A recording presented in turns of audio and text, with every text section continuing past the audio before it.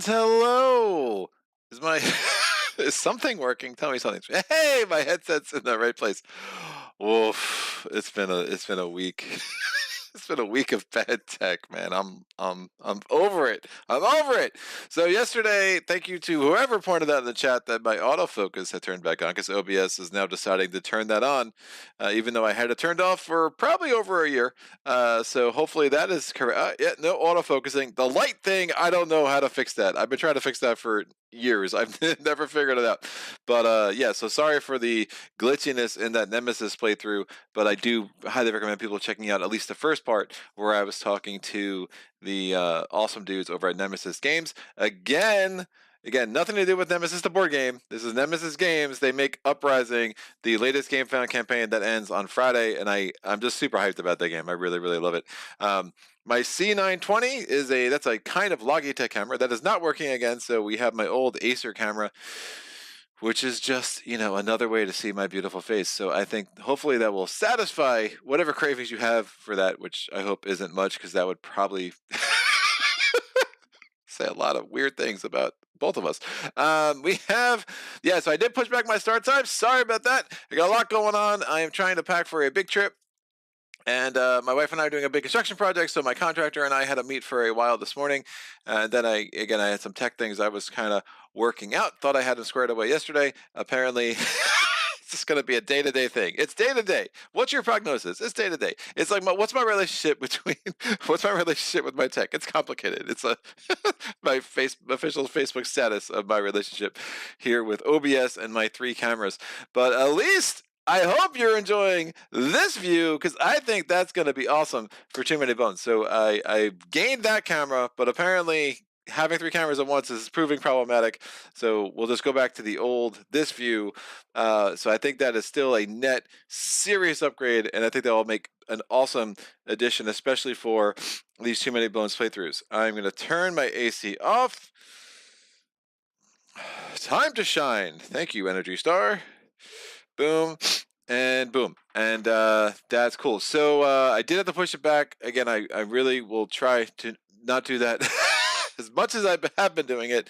That has been an unwelcome addition to these live streams, but again, just have a lot going on, and trying to do 5 live streams in a week has proved ambitious. And with these games, man, these are big games, and I do want to make sure I'm practicing and make sure I'm like have the game, or have my head wrapped around the game, so you're not just like seeing me, fumble my way through these playthroughs. I really want to give the best product that I can. So hopefully I can do that today, because this is one of my favorite gearlocs. I love Stanza.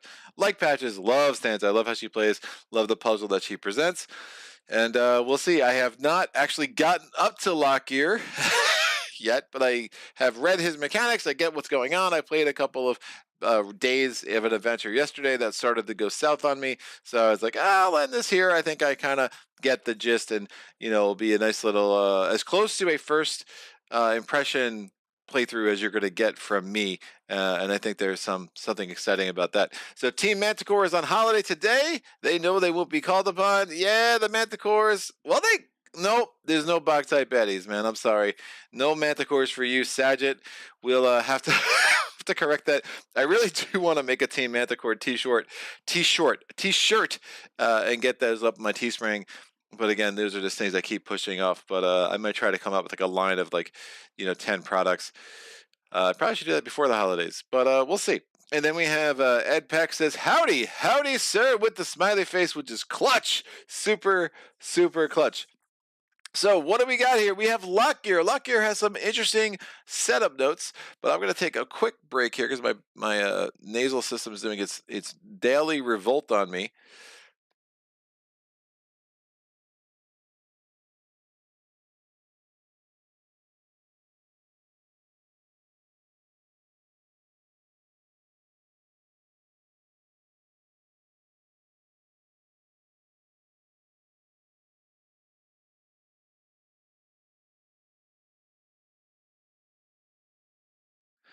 And we're back. All right.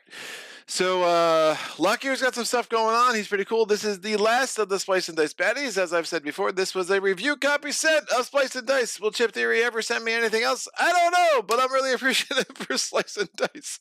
But yeah, Chip Theory, call me. I miss you. We're going to go to the setup here and see what Lockgear is all about. Despite your directive to eliminate him, Lockgear has begged and pleaded for you to allow him to lead you in the lab where he was held captive instead. You reluctantly agree, knowing that this may grant you valuable insight into council activities. So thematically, there's a little bit of story of Lockgear, and I kind of like it. It's pretty cool. So Lockgear is basically one of Nobulous's experiments, and he's like, hey, dude, I'm going to show you some things. And like, we're like, I guess we trust you. Sure, come on this adventure. We'll go to the labs with you. And then we find out Lockgear, not exactly the most up and up dude here. And then we will turn on him by the end. But that does mean there's some mechanics that we're going to need to remember as we go forward. So place Lockgear's chip in any prep area. I'll just put him in Patch's prep area. So look at this. Look at that beautiful. Look at that beautiful dude. Oh, can I do it there? That's a little. Oh, not that bad. There you go. So we're going to put him over here in Patch's prep area. Lockgear's Tyrant encounters, there are 5 of them, contain appeasement requirements, which are considered in play as soon as the Tyrant encounter is drawn. Each day, the party must fulfill all appeasement requirements under Lockgear's chip in order to keep him content. If you've taken appeasement and you do not carry it out, you have made him very, very not content, and he will leave you. And that's not the worst thing, but it's not great either. After completing a Tyrant encounter, regardless of encounter success, place the encounter card under Lockgear's chip with the appeasement text showing. So again, it's in play immediately, and then you take say we do this Tyrant encounter, we'll say, all right, we've done this battle, but now that's under Lockgear's chip. That appeasement is still in play for the rest of the adventure. All right, so put it on Lockgear's chip with the appeasement text showing. If you fail to appease Lockgear in any day but not meeting the requirements of all appeasements in play, Lockgear will run away after the recovery phase that day. If this occurs, discard all Tyrant cards from under Lockgear's chip, and then your encounter deck, shuffling the deck afterwards. Remove Lockgear's chip from your prep area. You no longer need to appease Lockgear, but you will also not get the benefit of reducing stats during the Tyrant battle. Alternatively, after any recovery phase, the party may opt to dismiss Lockgear and free itself from appeasement requirements. Upon doing so, discard all remaining Tyrant encounters from your encounter deck, shuffling the deck afterwards, remove Lockgear's chip from your prep area, and move all appeasement cards from your prep area to under Lockgear's Tyrant card with the appeasement covered, since appeasing Lockgear is no longer necessary. These cards will serve to impact Lockgear's stats during the Tyrant battle. You must dismiss Lockgear before you face him in the Tyrant battle. So, say we appease this dude the entire adventure before we actually face him in the last battle, in the Tyrant battle. We will need to release him, but as long as we have successfully appeased him through the entire adventure, these cards that are now here in Patch's prep area will go face down over here. And then we'll be able to count the number of appeasement cards under Lockgear, and that will affect Lockgear's stats for that final battle, making him quite a bit easier. So yeah, trying to make sure we appease him is going to be important. And we'll see. We'll see how this goes.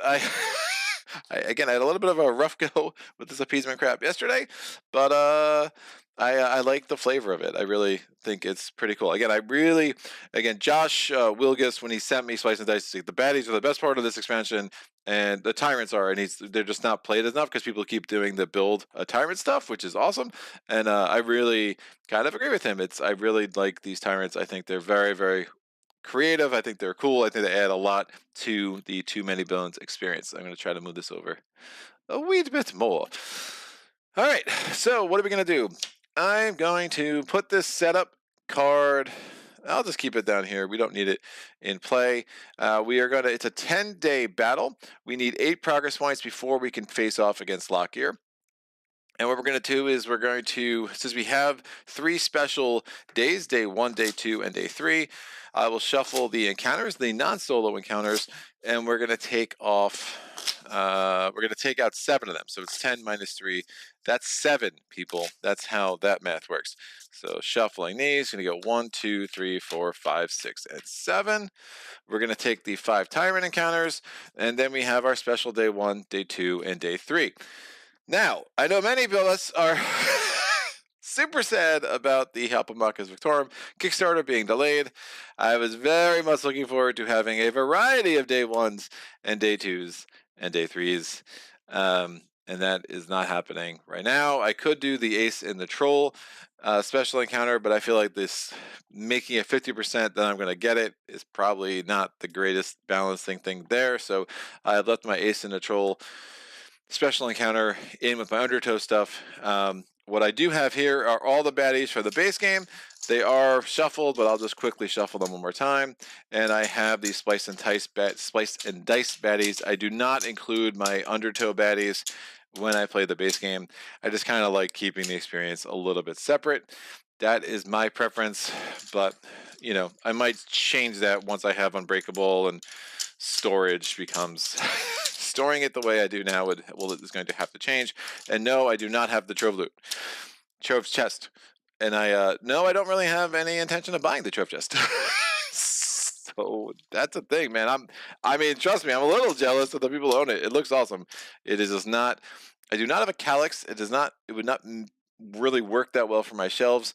So I don't think it's actually as going to be as functional for me. I'm a big fan of functional storage, for sure though. Let me check some things here.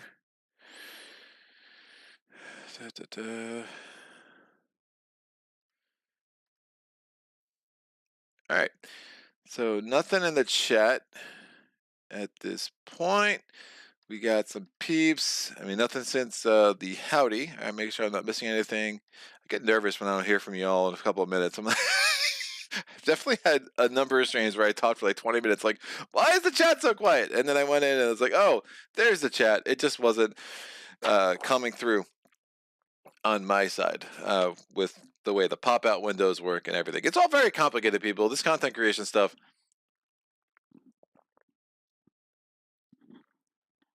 I swear, it's like every time I think I've seen it all, I'm like, oh, that's another way that things can go a little bit awry. But going awry is probably great for Too Many Bones, which is just the name of the game, because this game is still zany. Again, my constant thing about Too Many Bones that I've had to learn anew over and over is that the zaniness and the slight imbalance is a feature and not a bug, and anything crazy can happen. But this game is not for everybody, but it is for a heck of a lot more people than I would have expected when I first started playing this game. So, and yeah, I love it. Obviously, for anyone who doesn't know, like Too Many Bones is a top 10 game for me for sure. It's going to stay there for the foreseeable future for sure. I do like Cloudspire a wee bit more, but Too Many Bones is pretty awesome. So let's get this going. Okay, we have our first day 1 encounter. I got my Gearloc Adventuring Guide here. I got the master reference from Splice and Dice here. And we got Stanza sheet here. I got Patches sheet here. I mean, it's just it's a party ready to happen. So day 1, leaving Obendar. You've heard me read this before. I'm not going to read it again. Let's flip it over. We can get 2 training points or 1 training point. Yeah, 2 training points, please. Thank you. And we're going to start keeping track of our progress points. We are at 1 of 8. So, our training points. I want to get some stuff with Patches. Patches only has 2 decks to start the game. That's bananas. We're going to give him another dex. And I've been trying this thing more and more. When I get 2 training points, I try to spend 1 on a stat and 1 on a skill. I don't know. Let's try it. I do play on legendary mode, so I do start with 0 stats. Or like whatever, like the 0 training points is what it is. So this will be a little hard. That first battle could go awry. If it goes bad, we'll just restart. It'll be fun. And then we're going to start with 5 health for Patches. I do always, if I'm gonna miscount the health on a Gearloc, it is Patches, because the health chips and Patches are the same exact freaking shade of red, which is a thing. I'm like, oh wait, how many are there? 6. No, it's 5. No, I don't know. One of those two. I hope I'm not the only one, because then I'm going to sound a little bit crazy. And now we have Stanza. Stanza's going to get 2 training points. Her first training point, I'm going to spend on a. If I want to get a song for her, which I do, I'm going to get Forever Mine. Let's start singing songs, people. This is what we're going to do. So Forever Mine is number 7. And I think if I'm playing a song, I should probably take a Dex. I wouldn't mind another attack, but I should probably take a Dex. Do. Yeah.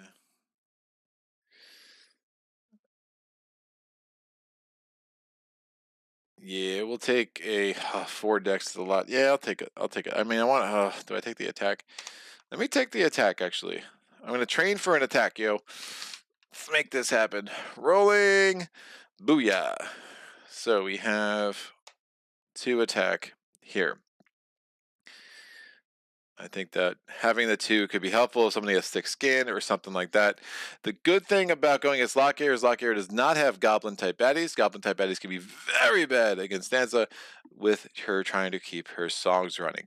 So this is out. Day 1 is over. How? I feel like I've rearranged the board with this new camera, so I'll just put the counters that I've done just off the table up there. That'd be great. Day 2, we've all read it before. No need to read it again. We are going to do our battle with no assistance from the guards. Thank you very much. What is our baddie Q? Baddie Q is 4 because it's 2 days, 2 gearlocs, 2 times 2. That's 4. That's right. So we're going to take 4 of these suckers off the top. And we're going to put them in their various lanes. First 1 point baddie. Oh, I could have scouted. I would not have sent him away, so that's fine. Let me scout. So I'm going to roll a d6 with patches. I rolled a 2, so I would have scouted the Orc Witness. That's fine. We'll keep him, and then I'll scout with Stanza. She rolls a 1. It is the Griffin Yearling. 2 attack dice could be nasty. I think we could do a lot better. Let me cycle the Griffin Yearling out. I'm good with that. So now we have these 4. The Orc Witness is going to come into lane 1. He goes in a melee position. He has 4 health. That's done. Lane 2, we get the Dragon. Oh, man. God, I did the Dex thing. So we get the Dragon Whelp. He goes into lane 2. He has 2 health, weaken 1. He goes in a ranged position over. Oh, the Orc Witness is also ranged? What? That just blew my mind, man. And that's there. So the Orc Witness has return and rating. So if I pull another troll type baddie, he will roll more dice. That could be super bad. But if he is killed and there's still other baddies on the mat, then he just comes back with return. So that's not ideal. We do want to make him just be the last one we kill, because that's annoying. I don't want to have to kill him twice. We have what? So 1 point baddie. Okay, is the stout and rating. Oh, what is this rating crap, dude? Too much rating. Stop rating me. We have the grunting Tromper. That goes into lane 3 with 4 health in the melee position. And finally, we have the Troll Brute. That is a troll type baddie. Did I say? I think I said the wrong thing before. The blue is orcs. So there's 2 orc type baddies. So they're both going to get an additional die. Each for every additional. Yes, they're both going to be rolling with 2. So I definitely want to kill one of those before the Orc Witness attacks. So I mean, definitely want to kill this guy before the Orc Witness attacks. That's what I'm trying to say. And the Troll Brute is going to come into lane 4. In a melee position, it's going to have this and 3 health. We'll set up the any dice. Lane 1 is a 3. Lane 2 is a 5. Lane 3 is a 3. Lane 4 is a 3. No, lane 4 is a 1. So 3, 5, 3, 1. So that's correct. I'm going to roll my any dice for patches. And for Stanza, Calcium Biddy Bibby says scout. Are you asking me why I scouted, or are you reminding me that I forgot to scout and then I remembered? So during the recovery phase of day 1, I forgot to scout. So I did that just a little bit later.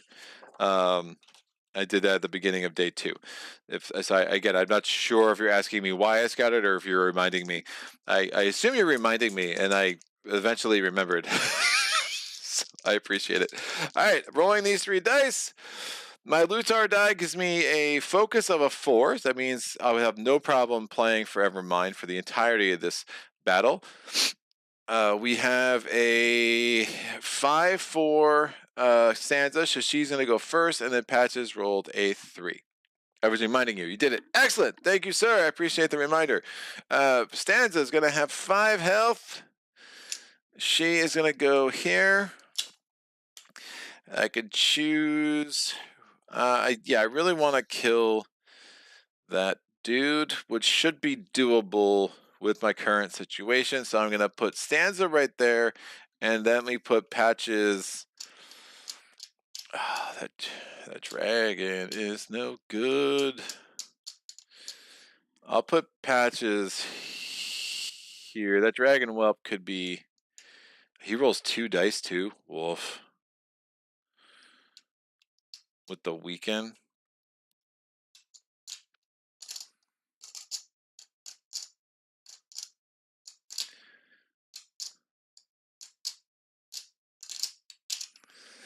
I'll put Patches here.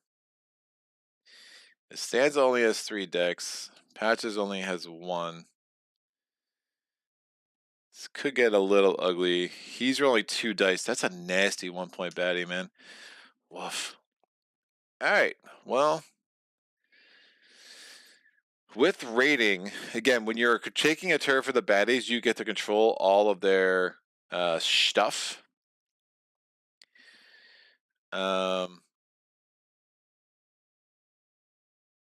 So in theory, with Forevermind, I should be able to kill that guy, but if that goes awry, I might want to put Stanza somewhere else where we can make sure that she kills that dude before it has a turn, because that weekend's going to be no bueno.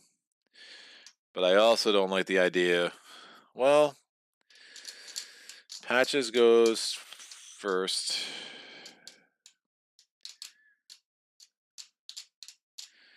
I think let him get weakened. It's all sorts of bad. All sorts of bad. Yeah, that dragon whelp is really messing with my head right now, especially with those two both having rating. That could be really bad. What is stout? Oh, stout. I can't even kill that dude. My bad. It has stout. So that means that the last hit point can only be removed by fatigue, which means, oh, that's a bad combo.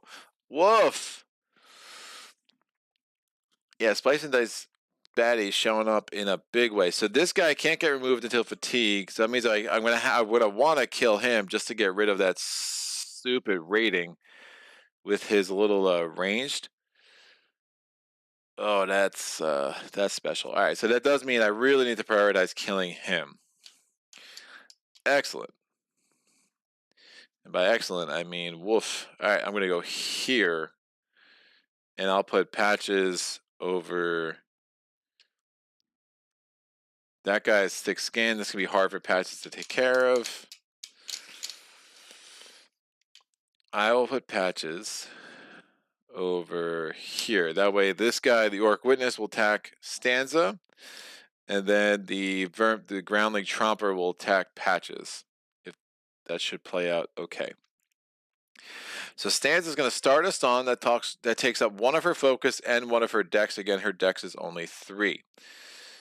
She's not having a hard time moving. I will move.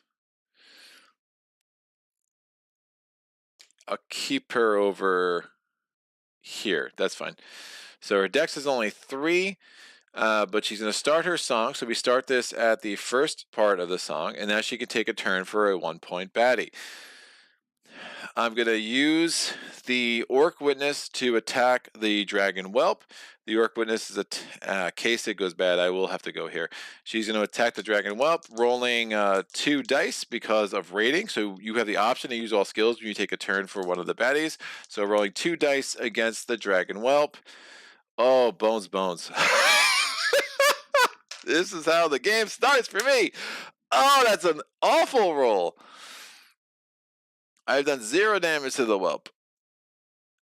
Oh, Lord. Wow. Wow and wow. All right, Stanza's going to move there to get herself in position to kill the whelp eventually, and she's just going to use her last dex to roll this 1 defense die, and I rolled the bones. Oh, man. It's been one of those days. We're restarting this. I think, kids, this is not going to go well. That was an absolute waste of a turn for Stanza. The Dragon Whelp's attacking the strongest. I'm going to have the Dragon Whelp attack.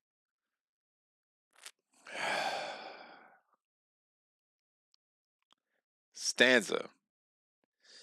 Which is going to weaken her. Yeah, I can't survive this. That was an absolutely garbage roll. 2 and 1. Stanza's weakened. She takes 3 damage. She's down to 2. She's gonna die. Yeah, we're starting over.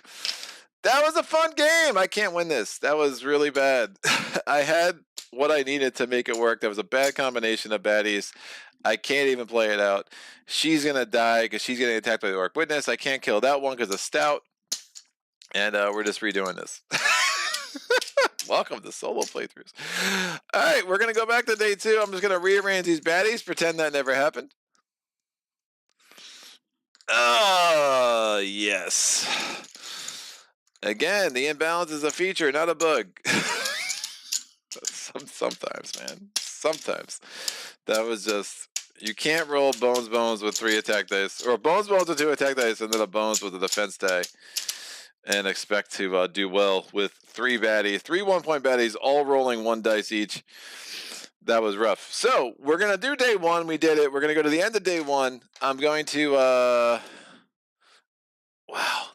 That was really crispy. We're going to go to the end of day 1. I'm going... Where's this? That's here. That goes here. We're going to scout. I was reminding you, did it. Even for you, that's bad rolling. What's up, Lee? How are you, man? I rolled a 4 or 5. I want to scout the 5-point baddies, even though after that last thing, I should probably scout the 1-point baddie. Ooh, confuse and decoy 2 rolls 3 dice. Yeah, that's fine. You could do worse than the Sand, Brag, and Brute. We'll kind of keep that there. Yeah, it was, because like Lee, even if I rolled 1 damage, I could have just went and killed the dragon at least. I mean, it was like bones, and then no defense was like amazing. So amazing. All right, I rolled a 1. I'm going to get a 1-point baddie. Stubborn and Flee. Rolling 2 dice. It only has 2 health, but when it dies, yeah, that's fine. I'll keep the Swamp and Monkey. You could do a lot worse, for sure. And Flea's annoying. I won't even have any loot. So the Flea's like actually not that bad. Remove this unit at the end of round 2 and place the defeated baddie stack. If this happens, the closest opposing unit with the loot just discards 1. So I probably just won't even bother attacking him. We'll just let him leave at the end of round 2. All right. Day 2, we're going to take the top 4 1-point baddies. This one's going to go in lane 1. It has 2 health. It's going to be a melee baddie right there. This one is the Troubled Troll Bold. And it has daze, which means if it attacks you, you cannot move you cannot move on your next turn. This is going to go in lane 2. That's 4 health. This goes here. The third baddie up is the Troll Youngin. It has Careless. It has 4 health.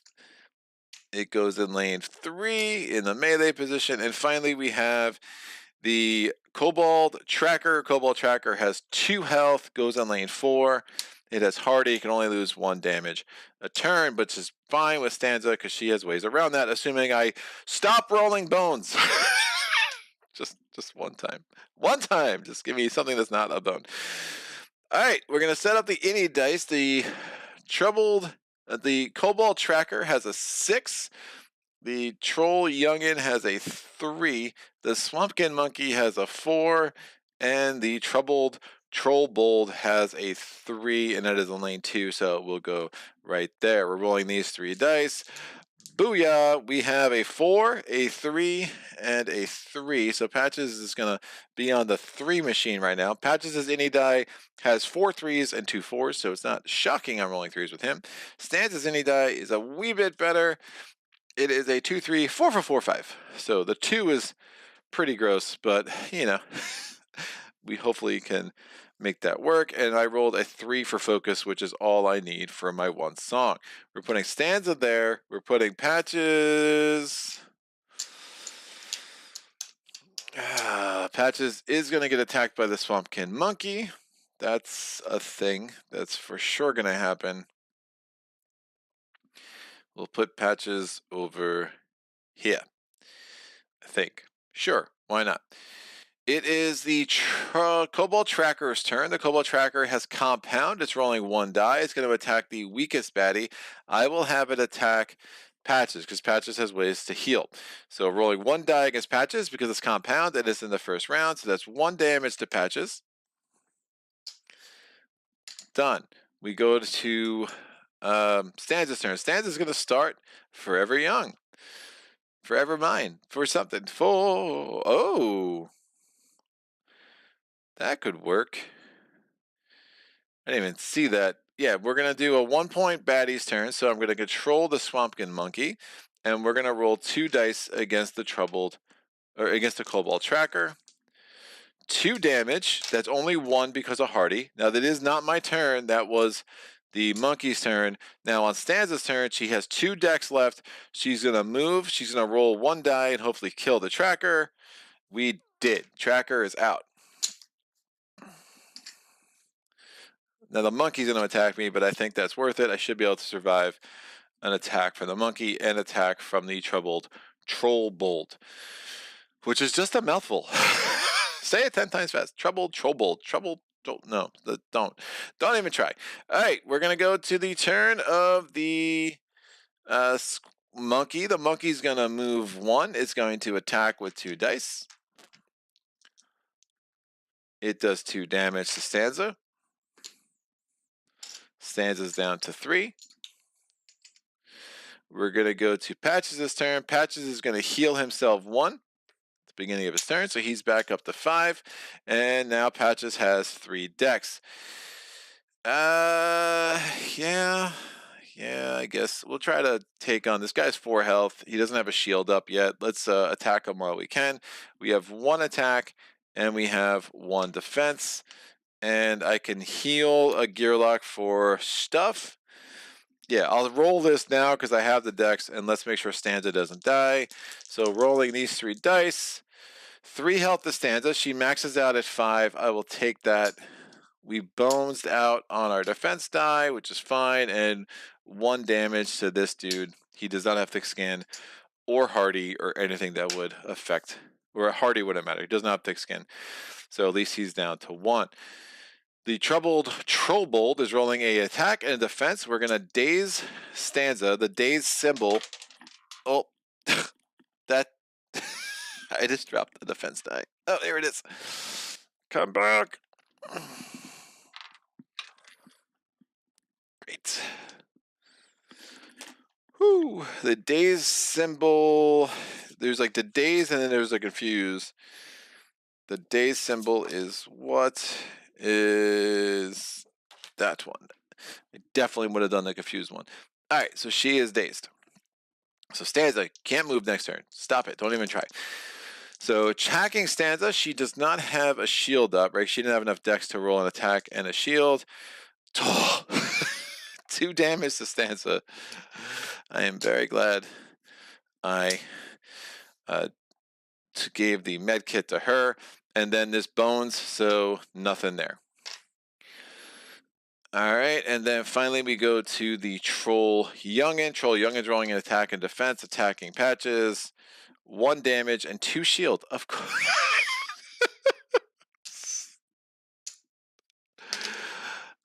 Oh man, this is going well. All right, round 2. This dude is out. Stanza.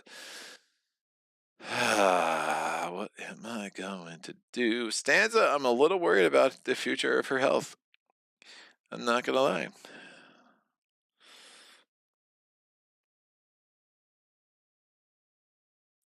The monkey's gonna leave at the end of this round. And again, I have no loot, so it's not a big deal. I'm fine with just letting that dude get the heck out of Dodge.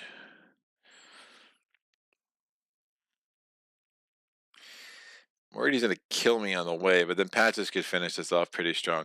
So I'm going to spend 1 focus to advance this on. Remember, I can't move because I'm dazed. I'm going to move the monkey over. The monkeys are only 2 dice against a troubled Trollbolt. 2 damage. Dead, or half dead. It's like dead, but just different. Now, on the rest of my turn, I have 2 attack dice. I'm just going to roll them and try to finish off the Trollbolt. So 2 attack dice. Ugh. Oh, boy. All right. That's fine. I do 1 damage. And I tune up. Nope. That's not going to work.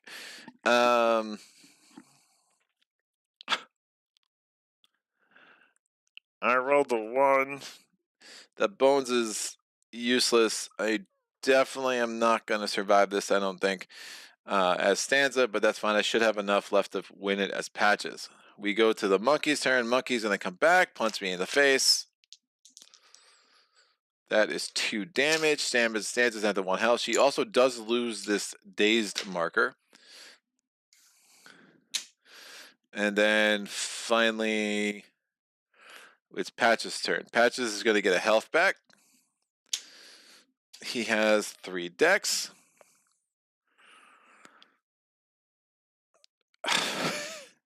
This guy has 2 shield, because of course he does. And I think Patches just chills where he is. He's going to roll an attack. He's going to roll a defense and an attack. There's no point in trying to run him across the... he might be able to kill the Trollbolt, actually. All right, he's going to use 2 decks to move, 1 dex to roll an attack die. It's not a bones! Yes! All right, we killed this dude. Stanza lives. Yeah, I think Stanza's song is going to be really important to stay around for a little bit. So we managed to kill. So thank God he bones on his attack die, or his defense die. Definitely helped. And now we have... oh, he's attacking the weakest anyway. Oops. It's not going to matter. This is one's out. This guy's going to move 2, and he's going to attack Stanza with 1 die. Give me a bones! Nope, 2. It's not. It's like a bones, except completely different. He did attack the weakest gearloc, and he killed off Stanza. Very sad. At the end of round 2, the monkey leaves and goes into the defeated baddie stack. Would steal a loot with it if we had any, which we don't. We go to round 3. It's now Patches. Mono a monkey. Gearloc, I don't know. Primate. That's not even a monkey. It's a troll. The monkey left. It looks like a monkey. It looks like a big silverback. All right, we are rolling an attack and defense against this troll. All right, we do 1 damage. We reduce his defense down to 1, and we get a shield. The troll is attacking, just rolling the attack die. It gets 1 damage, takes my shield away. We go to round 4. It's going to be the same thing. Get used to this. 2 damage, so the shield goes away, and we do 1 damage to it, and we have a shield ourselves. And now the troll's attacking. It gets a shield and does 1 damage. It takes away our shield. Round 5, Patches is at full health. He's rolling an attack and defense. He bones on the attack. That will go there. He gets 2 defense. The monkey is, or the troll is attacking. It does 1 damage. Our defense goes down to 1. We go to fatigue rounds. Lose a health. Lose a health. It's 2 damage. The shield doesn't matter for either of us. Patches his turn. He heals a health. He attacks. He has a shield in there, so he's just going to roll. Actually, let him roll 2 dice. He's going to take the defense out and just re-roll it. It did not roll a bones. I do 1 damage, so I take this shield off. And then the troll's turn is attacking with 1 die. Again, takes our defense out, has the defense. And then we go to the next round. True damage. Patches survives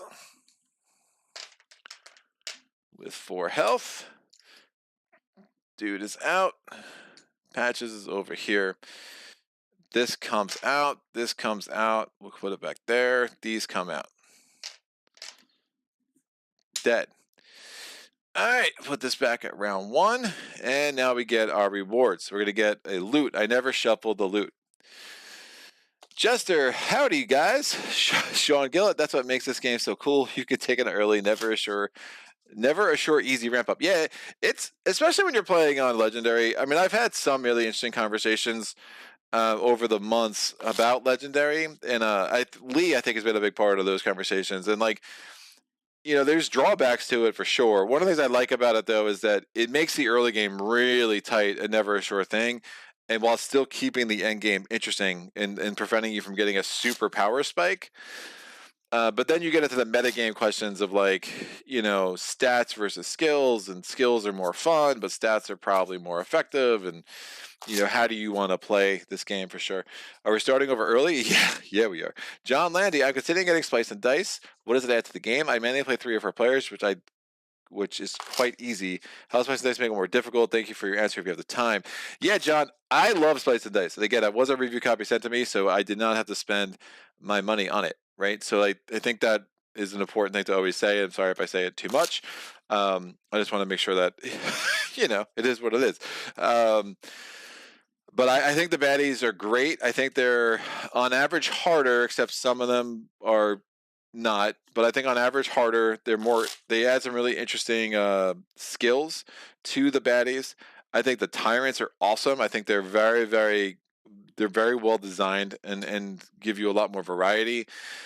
You know, I haven't done the Nobulous Apprentice program yet. I haven't played with the Build a Tyrant yet, so I'm looking forward to those modes. But it's an easy recommend for me. You know, and that's in the world of understanding that it's expensive. And if you were gonna like really invest in this game, like I do wish I had Days of Tyranny or something that gave me additional day 1, day 2, and day 3 encounters first. Again, I'm gonna get all that stuff when the Hopamachus Victorum Kickstarter finally arrives, which is gonna be a little bit now. But I think there's a lot of value. There's a lot more value in a Splice and Dice box than I would have guessed. If I had realized how much value was in there, I would have purchased it myself instead of just being like, I don't know, send me a review copy of that and I'll check it out. You know, if that makes any sense. Can work the other way around though when you roll your way out of a seemingly impossible situation.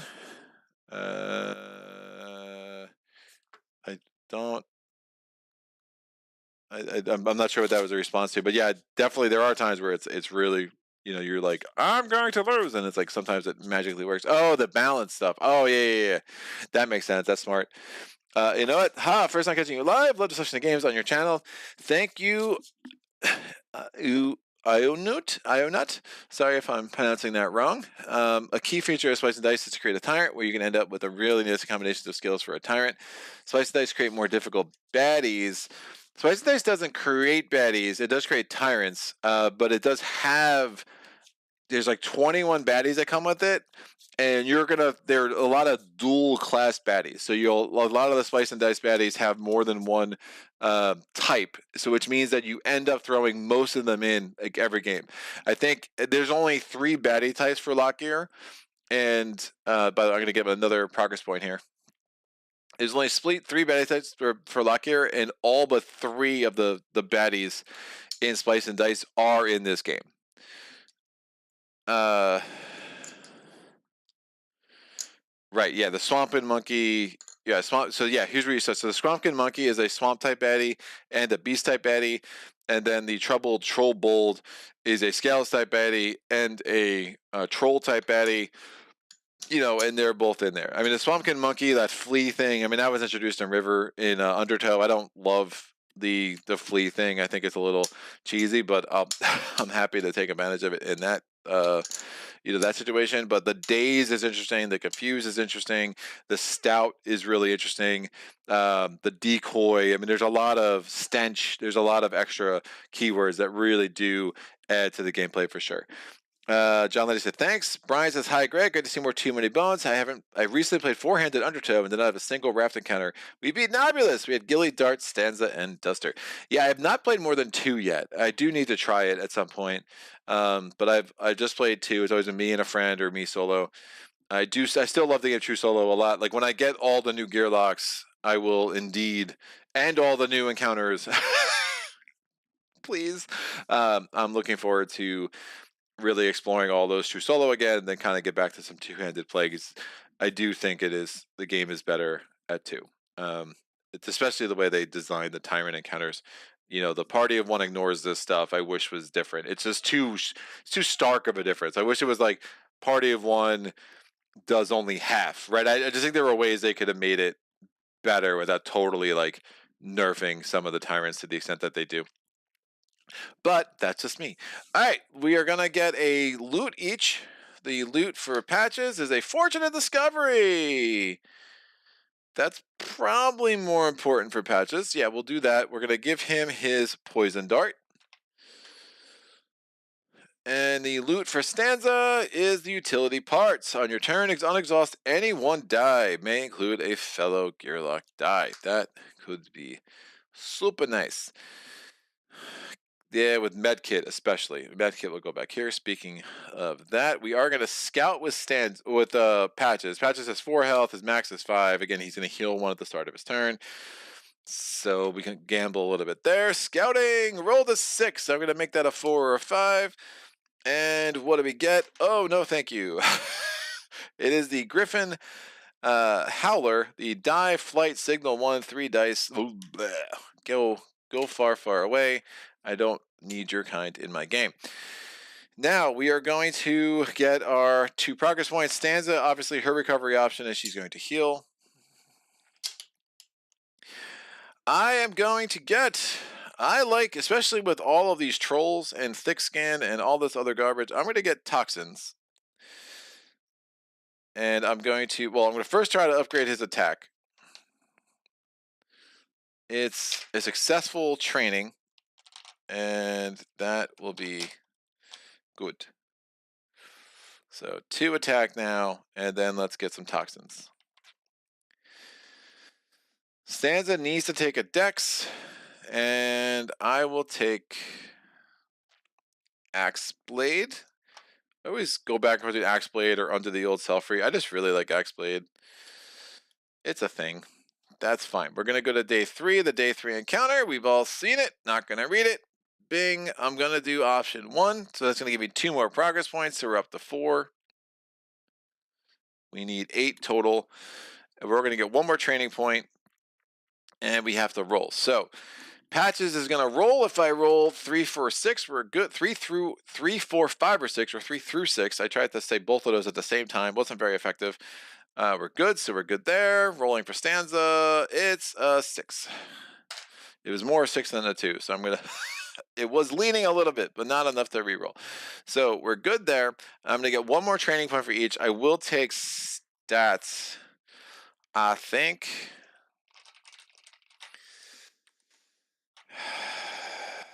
We need another dex for Patches. The fact that he starts with only 2 is really bad. And I'm tempted to take another defense for Stanza. Maybe another health even. We have recovery options too. I think we scout again for both of them.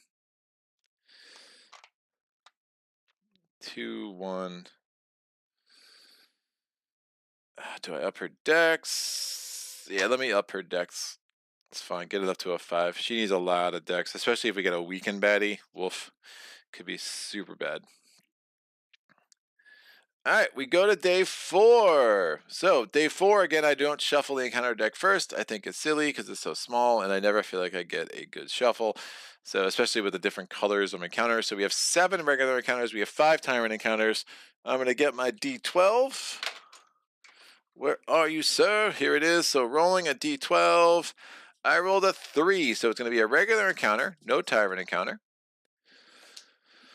And what do we get? A prickly encounter. It's always a good day when you encounter a goblin scout. Is it? I don't know. One that's already rotting in the earth, that is. Same thing with a ferocious direwolf. However, when you stumble upon a goblin corpse in the jaws of a direwolf, which is already dead, well, that could be a problem. Oh, dog pile, someone says, shaking their head, and no wonder. There are 3 daggers still stuck in the wolf's neck, and the pelt is still warm. Relieving the scout of his satchel gives us a clue as to why violence happened here, for it reveals a crude map that marks a nearby thorny thicket, a hidden way inside that's no longer so hidden, and the location of a golden chest. Clearly, we are not the first sojourners here. Clearly, we are not the first sojourners here. I don't know. Speaking is hard. All right, so I have a battle or a battle. I think I'll choose a battle. It's a treasure map. This isn't even a decision. So if I go to the top option, I get baddie points plus a 20-point baddie. That's really funny. It's not going to happen. If I did that, I would get a training point plus a trove loot each. Yeah, no thanks. We're going to do the bottom option, which is... What? We're getting a 20-point Betty either way. Oh, dear God. This is bananas. All right. Set fire to the thicket. Attack all that comes out. So, oh, man. I don't think I've ever seen this before. This is crazy. So, battle queue is baddie points. Baddie points are 8. Add a 20-point baddie on the top of the battle queue. At the end of every round, all baddies on the battle mat take 2 true damage from the fire. So I set fire to the thicket. I'm gonna need that. I don't know what that 20-point baddie is, man. I'm gonna need that. Oh, I can scout again. I can scout again. 1. Direwolf pup. Excellent. Lashback 1. He ain't a thing. And a 3. Is that this another dragon? Decoy 2 with engulf. That actually could be helpful. And it's thematic. Bullet choice of Victorious. Get Hunter the Hunters.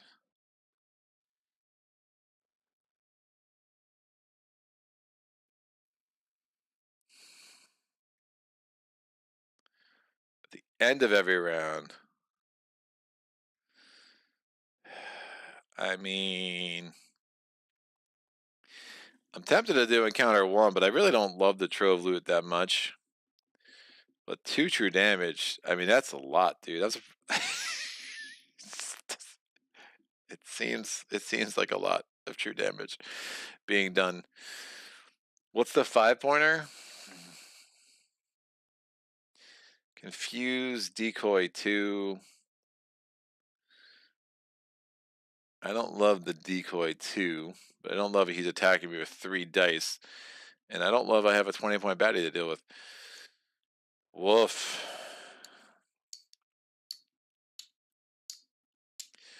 20-point of 5-point. It would basically be these 3. Any dice of a 4, 4, and a 3. Stickers all jacked up. I just don't know the 20-point baddie is enough to even know if this is a thing. And I know a lot of 20-pointers bring out 5-pointers. I think that's my problem. I think that is my problem. So I'm going to have to do the bottom and just really use this true damage. I don't think the trove loots are going to justify the extra risk of this not going well. Because that risk is high. Very high.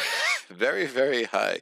So I'm going to do option 2. And I'll put this over here. Lockgear is still like, hi guys, I'm still here with you. That's how Lockgear talks. It's very strange. And oh, it's 2 progress points and 3 training points. I mean, that's a really nice encounter if I can pull this up. So we get the 20-pointer is going to go on top with a 5-pointer and 3 1-pointers. Bam. Here is our battle queue. 20-pointer, what are you? It is the Dragon Elder. It attacks with 3. It attacks both of us. It has 2 shield as well, weaken 2 and flight. Well, that's that's a thing. He doesn't bring out a 5-pointer, so that's at least a step in the right direction. He's gonna be in lane 1 and 5, 8 health to him. Any die of a 1. I kind of wish I used my instead of scouting, I wish I healed patches, because that extra health might make a big difference for sure. So this dude is going to go in the range position there. I mean, are they both gonna die? I think they both might die. If I roll, I mean, I could easily roll to the point where this just ends. 2 true damage every round. Weaken 2. Oh dear God.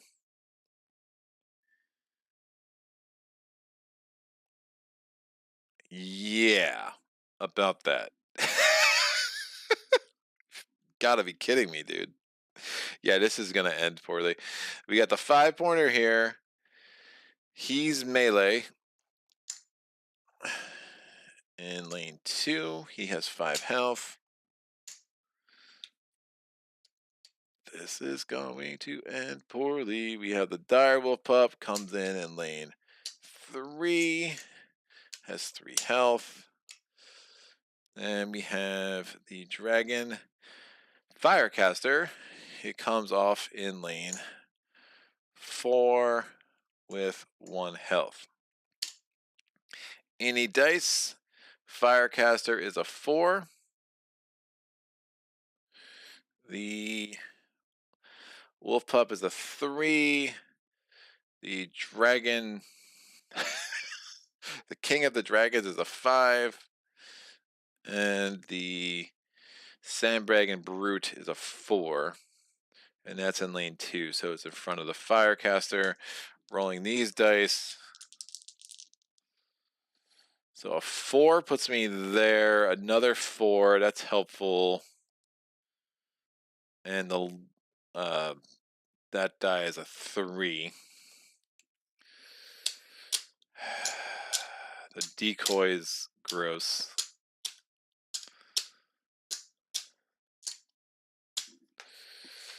I'm assuming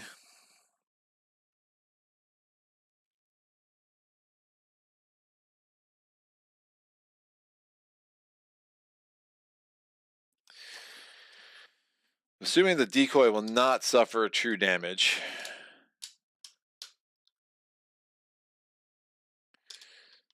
Daze and Gulf. Stinks the way they set up. That engulf's not going to really work. Oh, they both have decoy too. Wow.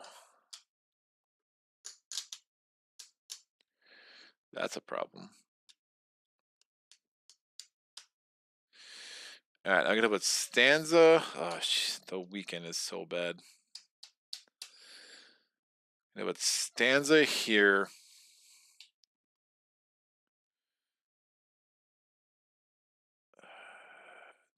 Patches is only going to have 1 dex. That's really bad, dude.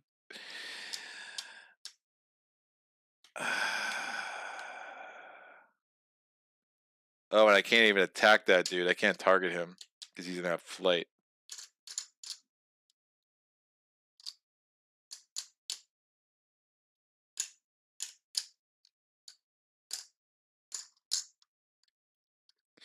I will not be able to target him because he has flight.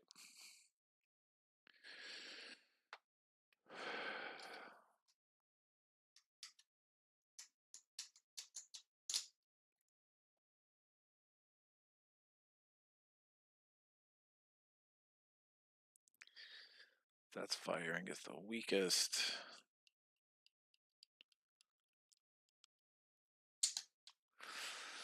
All right, we'll see. We're gonna put patches there. This dude is attacking both guys, so he's only rolling the defense dice once, the attack dice twice. He's gonna attack the weakest. Patches is slightly weaker. He's rolling 3 dice against Patches. If I roll a 4, it's kind of game over. Oh my gosh, bones, bones, bones! That was unexpected. Look at that. I roll like that for the the baddies too sometimes. Patches is still weakened though. So weakened 2, and we're gonna get the flight die on this guy so he cannot be targeted. Flight, untargetable, and place a weaken 2 on target. Yeah, that's sick. And a 3 attack dice against Stanza, then we're gonna make up for it with a 5 here, right? Oh, a 3 and another bones. All right, that was highly effective. So Stanza is down to 5 health, or 2 health. She had 5 health. We're gonna go to Stanza's turn. Stanza's gonna start forever. Oh, she's weakened 2 as well, so she only has 3 decks. Stanza's gonna start with Forever Mine. She's going to take a turn for a 1-point baddie. Again, this dude is not targetable by anybody, including other baddies. I can't control him.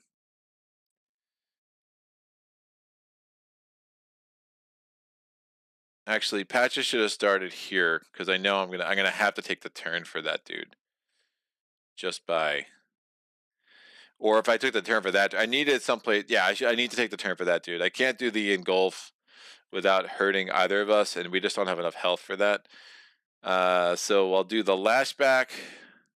So I'll do the direwolf pup is going to move into here, and again I'm taking the turn for it with Stanza, and the direwolf pup is doing 1 attack die against the sandbag and brute, and we do 1 damage.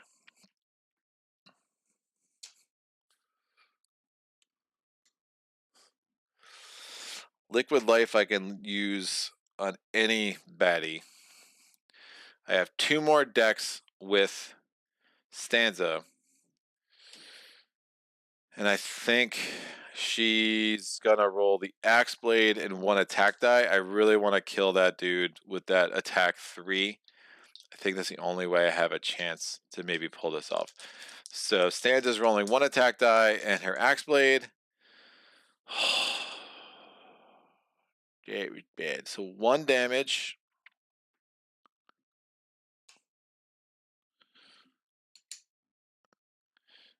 And I'm gonna put the axe blade here with the 2 bones. If I get another bones, I can add distortion, which basically means I can advance this die next turn to make a turn for a 5-point baddie.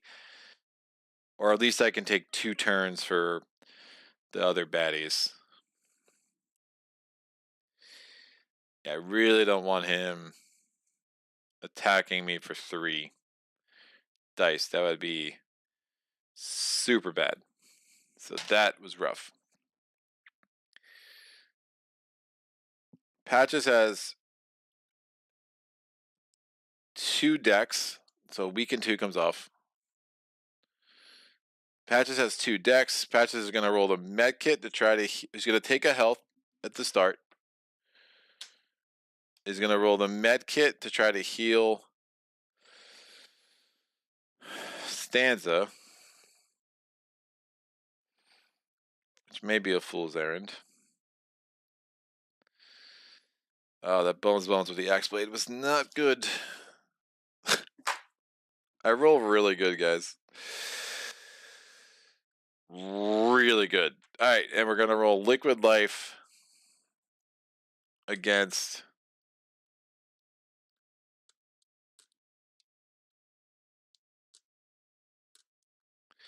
the brute and just try to kill it.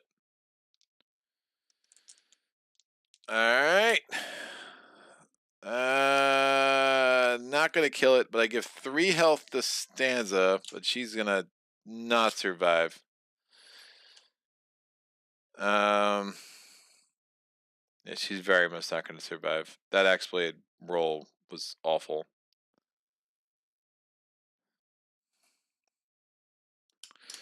I'm not gonna waste the med kit on Stanza, and I don't even think I waste the poison dart on the brute.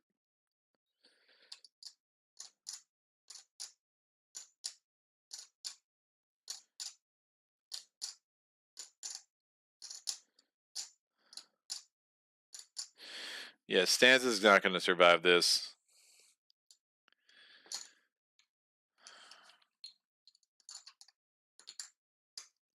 Problem is, that's going to be a decoy. I have no chance. I have no chance of pulling this off. I needed to kill this guy this round.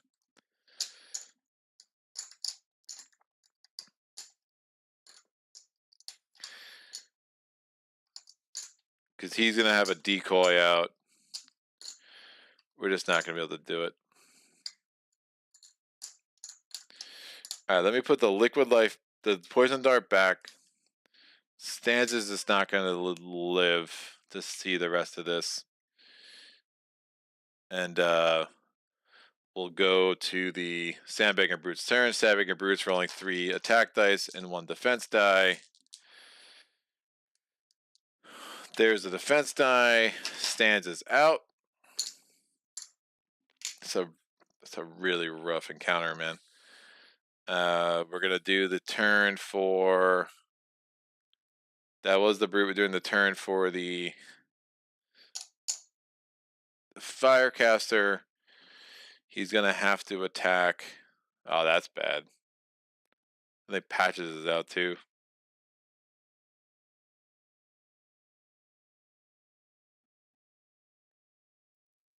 Yeah, because Patches is definitely taking damage. Because this guy, if I left him next to there, he's still taking damage.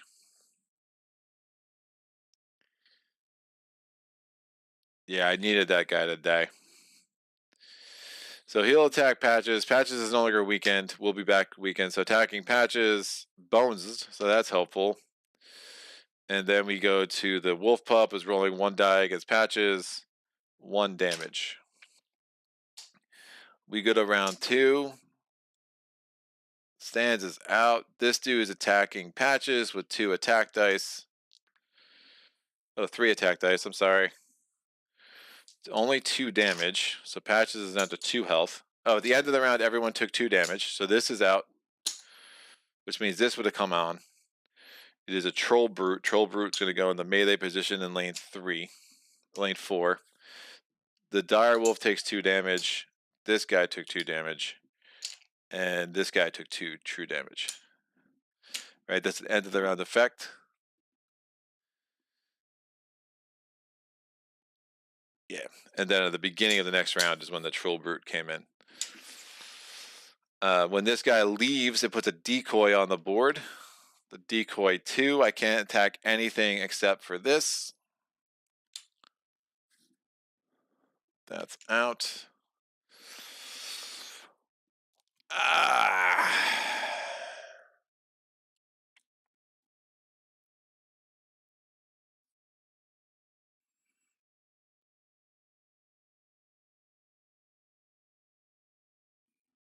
This flight comes off. I still can't target anything else except for that. Decoy. They might not attack baddies. I guess I can target a baddie with the liquid dart because it's not an attack. I just can't attack.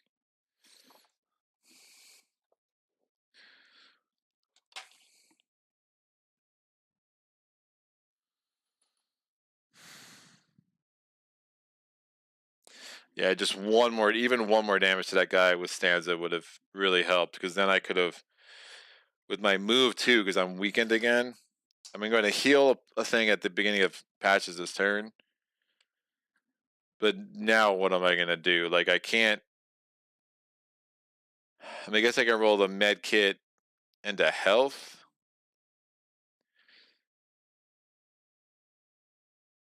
I can roll the poison dart this turn and just kill him this turn. Because it's not an attack.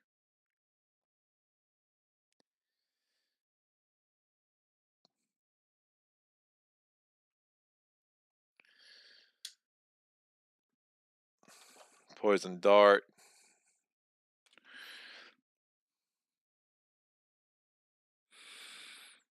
I mean, ideally, I use the poison dart on this clown. I mean, can I survive 4 rounds with him attacking me every round? I don't see how that's going to work.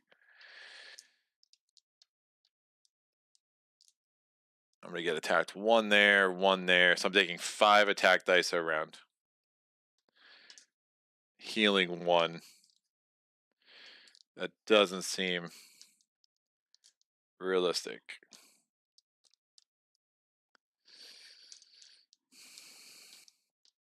Especially because I keep getting weakened. That's really bad. That's really bad. All right, I'm gonna. If I'm gonna lose, I don't want to waste a poison dart. That's my tension right now.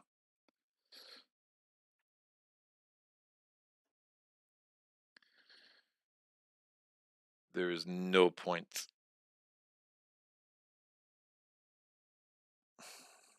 Yeah, there's no point. I'm just gonna move in the back. Losing the poison dart in a losing effort is not my idea of a good time. So that's done. This guy's gonna move 2 to try to get close to me. I always kind of move toward the center now, just kind of like what I've started to do, like prevents some of the gaminess of like go in the corner, have them move in the least efficient way possible. That guy moves 2. The dire wolf pup moves 1, or yeah, 2 moves 2. He attacks me with 1 die. I'm no longer weakened. 1, so I have 2 health left. The end of the round. 2 damage, 2 damage. So they're both out. 2 damage. This dies down to 4 health.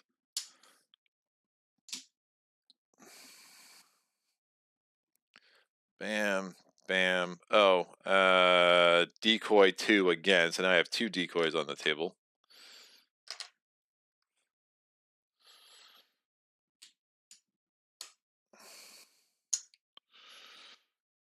Five-pointer out. That's out. This is out. This is out. Round 3. The dragon's attacking me with 3 attack dice. And this is probably the end of the road for Patches. Yeah, 3 damage. Patches is out. Rough. Alright. If I lose the next one, then I'll reset it one more time. Those 3 training points would have been really nice, man. That was a bad encounter.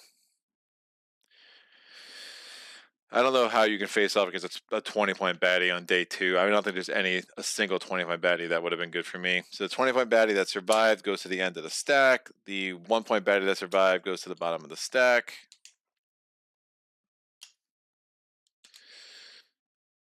These decoy dice can go back here. 1, 4. All these health chips go here. Recovery options, I'm just going to have to heal. I get no training points. That's a pretty significant setback.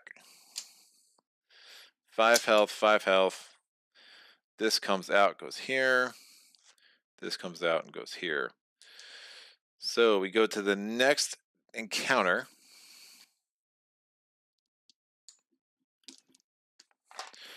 In day 5.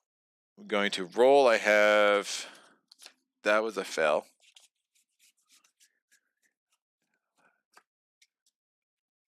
I'm going to roll a d12 because I have 11 encounters here left. I rolled a 2, so just a regular encounter. Let me check out the chat.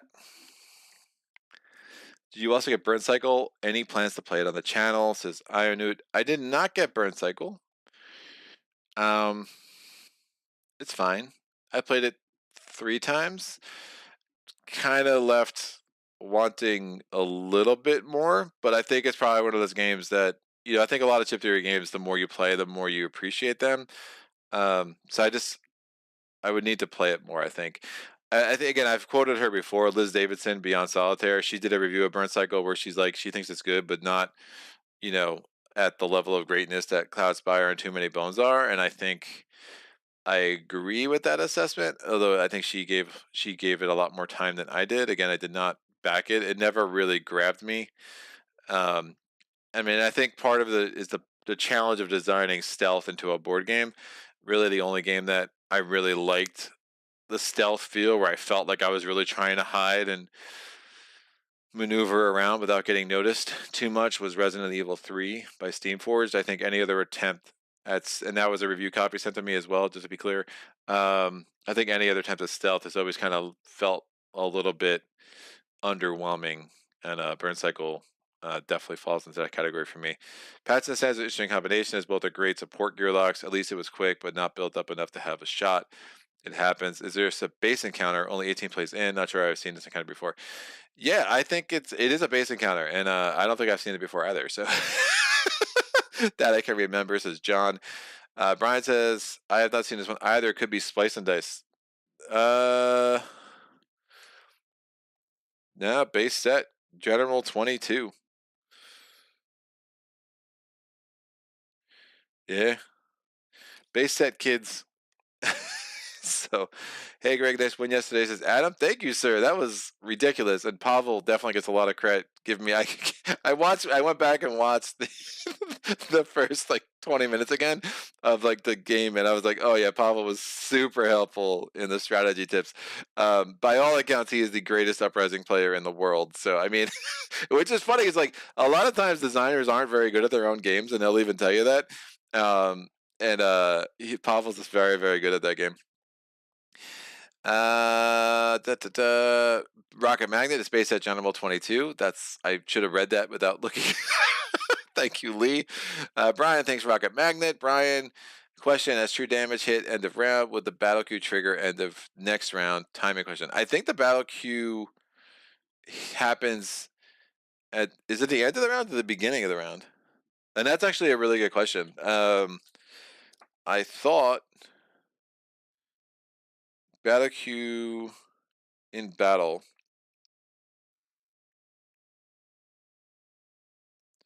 after end of round. The baddies enter, so it is after end of round. Very cool. Card says at the end of each round, all baddies take 2 damage. So I'd say that before the trigger of anything from the battle queue. And Adam says game can be brutal at times. Yes, very brutal. Adam, this is my second attempt. You missed my first attempt, which took about 3 seconds. And I was like, well, that went poorly. Yeah, starting the game rolling 3 bones in a row, and I was like, against a very wild assortment of baddies that I had two orc baddies with rating, and then I had the dragon whelp, and it was a thing that wasn't good. So we're gonna get this one more go. Hopefully, I already rolled this. Never trust a dancer in the wood. I mean, this is words to live by, kids. So this is General 4. Chains cut our wrists and ankles as a team of mercenaries leads us through a rocky pass. It's maddening how they got the drop on us. Of all the conceivable things you may encounter in the thick of the forest, a traveling company of lady dancers should not be one of them. Dancers in the heart of the woods? I'd questioned.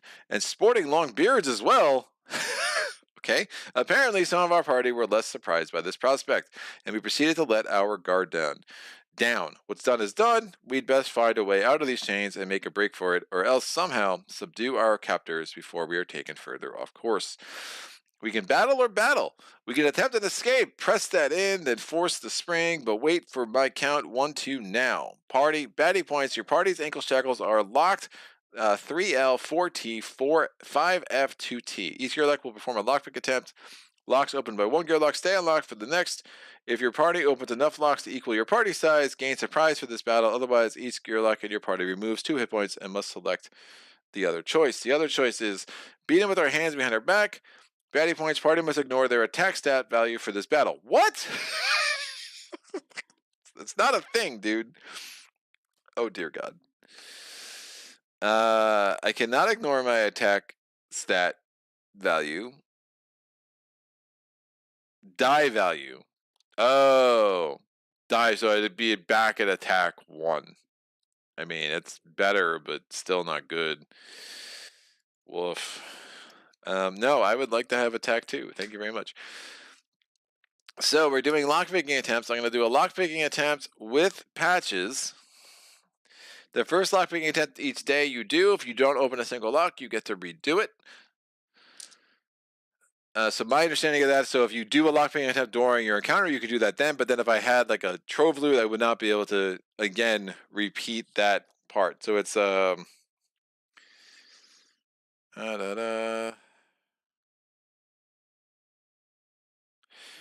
you fail to open a starting lock of an attempt, Locks must be solved from left to right. Locks you open will stay open even for future attempts. You failed to open a starting lock of an attempt. You are able to make a second attempt immediately once per day. Alright, so I need 3L with patches. Oh, right off the bat, that's what I'm talking about. So that opens the 3L. We're gonna keep the rest of these. Can I get 4T? I actually have 6T, but that doesn't work that way. So I have to re-roll. Give me 4T. Plus, oh, 4T. Patches is on fire, kids. So that's 4T, so that's opened. And now I don't need 5F, but I'm going to roll anyway. I can make this 2F, but that's not enough. Stanza, let's see if I can just open all of this because, you know, I'm feeling good. 2F with the re-roll. This is F, I think. Yeah, I'm going to re-roll the yellow.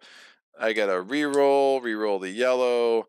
I can use this as F. I failed, and it doesn't matter. So I opened up 2 with patches. That is excellent. So I have surprise for the battle, which is absolutely huge. And now we can go ahead and not have to worry about losing my attack die stat. My phone is blowing up. There is a group text conversation that is very distracting. Please stop. All right. We're in day 5, so I am going to have 2 5-point baddies. They're both going to be behind me where they belong. So we have the Kobold Elite. He has Hardy and Compound. He has 5 health. Not awful. He's a melee baddie. He will attack 2 if he's adjacent to 2. And then we have the Wiser Golden Troll Ultra. Stench 2, Poison 2, Careless 1 if he rolls a Bones. These I can put back here. Ugh! And 5 health for this dude. It is a melee baddie.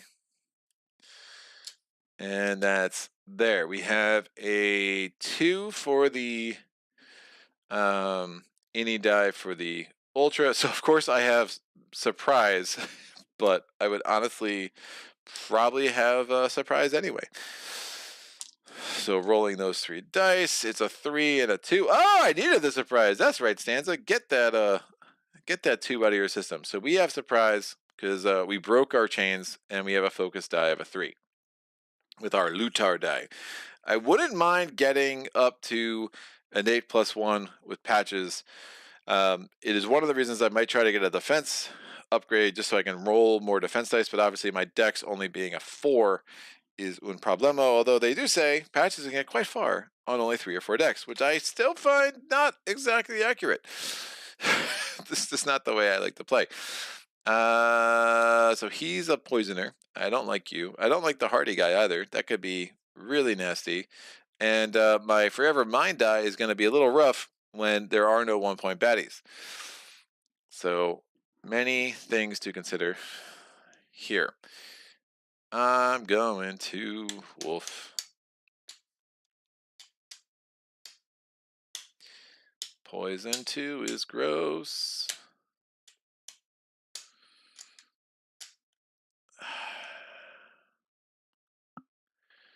Yeah, my Forever Mind die is absolute garbage right now. That is not going to be useful.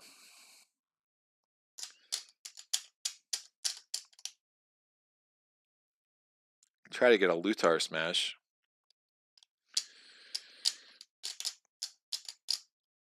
Try to get her an 8+1, but that's going to be tough with these dice. So I'm going to put Stanza.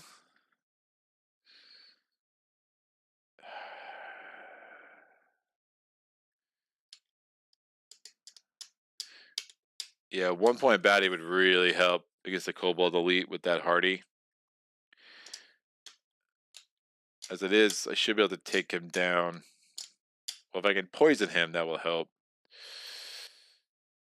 I'll put Stanza here because she has the most decks. I'll put Patches here. Patches will go first. We'll see if we can't just get this poison out the way. So I'm going to roll Toxins. I'm going to roll my 2 attack dice, and I have 1 defense die. Just all 4 of my decks attacking the Kobold Elite. Poison 2 is fantastic. So we're going to put that on him. So we get a poison 2 die. And I did 2 damage. That becomes 1. 1 shield on Patches. We'll put that there. That's a thing. Stanza's turn.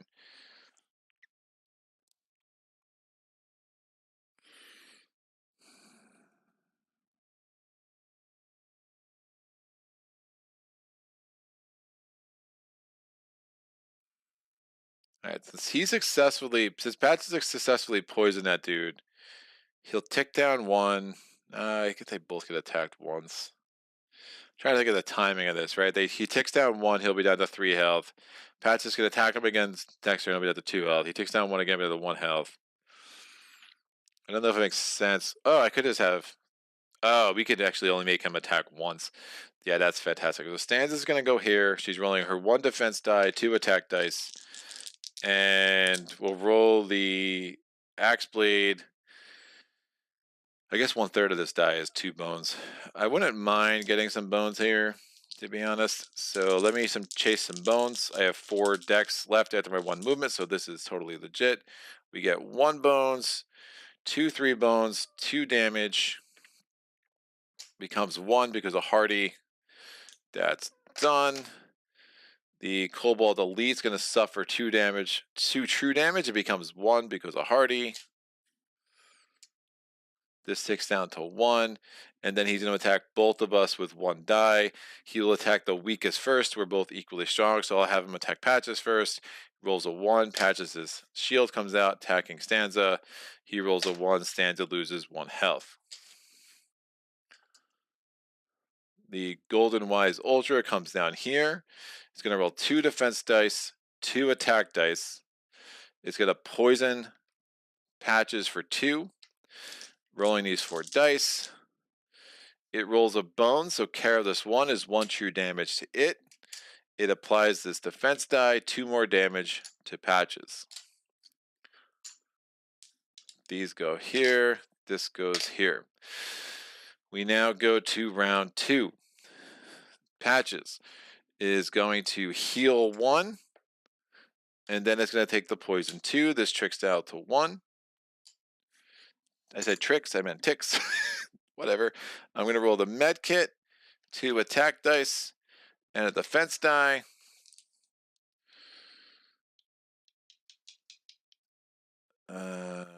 That's fine.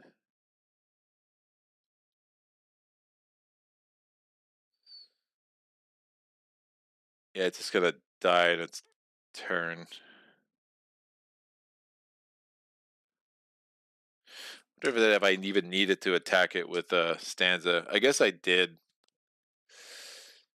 Right? This is 1, 2, 3, 4, 5. If I didn't attack it with Stanza, yeah, I would need a Stanza as one of her attacks to make this sucker only attack once. So I'm rolling these 4 dice. 2 more health to Patches. We get a bones.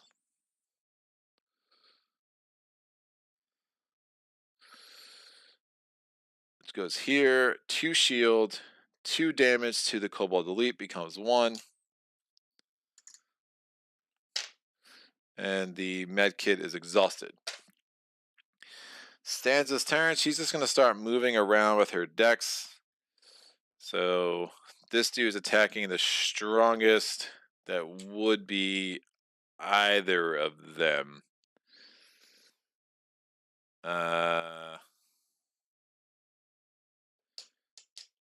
So we can actually choose to have him still attack Patches. Oh, wait.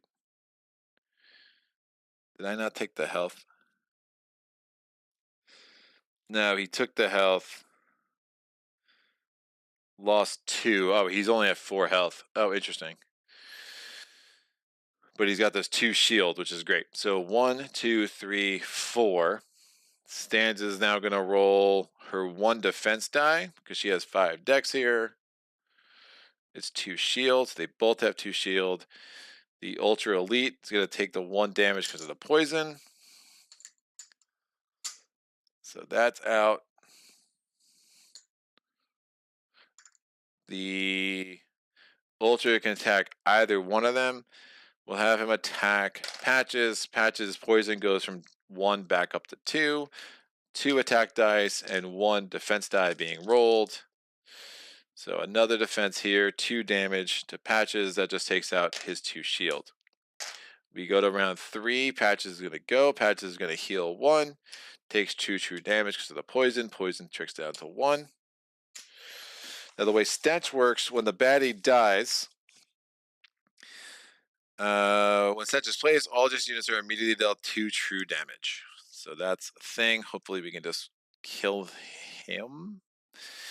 So Patches is going to roll 2 attack dice, 1 defense die. That's the max of his attack and defense stats. So 2 damage. These 2 shield come out. We got 1 shield back.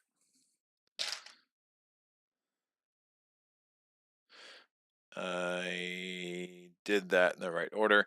Stanza is going to attack with 2 attack dice. I'll roll the Forever Mind die just because it's something to roll. I don't want to re-roll that defense die.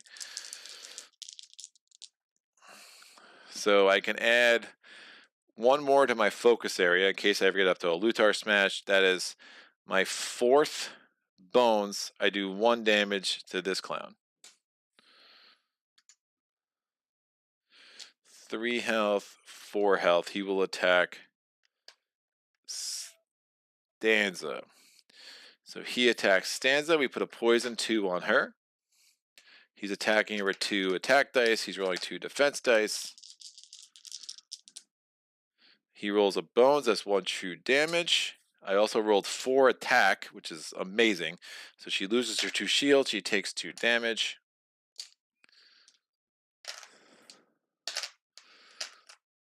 And that's done. We go to round 4. Patches gains a health, loses a health because of the poison, so that's net 0. And kind of needs... Oh, shoot. What the heck was his other shield? You know he rolled the bones. Was it a 1 or a 2?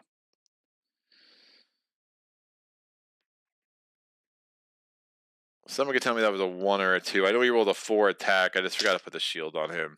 Someone tells me it might not matter. I mean, it couldn't have been anything else but a 1 or a 2, right? I'm going to take this out and re-roll it. So that's 2 damage and a shield. Or so that's the 1 that comes off.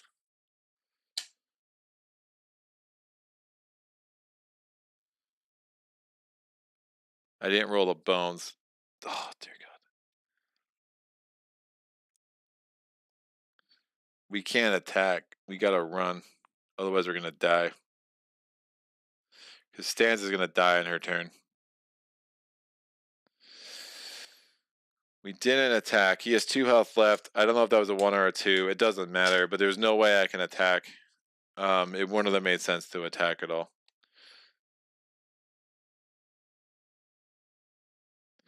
No, he attacks the... Yeah, he attacks the strongest, and Stanza's gonna die. So instead of attacking, I'm just gonna move 1, 2, 3. And I would have taken this out to re-roll it on the off chance I could have healed Stanza. That did not work. Stanza on her turn takes 2 true damage from the poison, so she's out. And I still not sure if that's a 1 or a 2. His turn, he's going to move 1, 2. And he's going to roll just this 1 other defense die. It's another shield. We go to round 5. So these didn't do anything. Probably should have kept that X-Blade to try to kill him. I kind of miscalculated that for sure. And I'm being stubborn trying to save my poison dart here. I'm going to take this this thing. It was a 2 shield. Oh, dear God. Even worse. Hello, Greg. What's up, Matthias? Hello, Greg. And Chad, how's it going? Daylor, 2 shield. Thank you, sir. So he has 3 shield. Woof.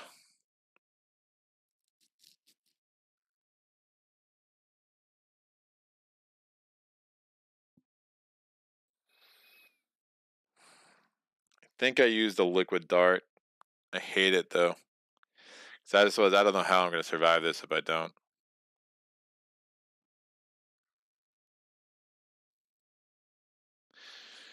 I mean, he attacks, he does a poison, I take 1 true damage from the beginning of the round.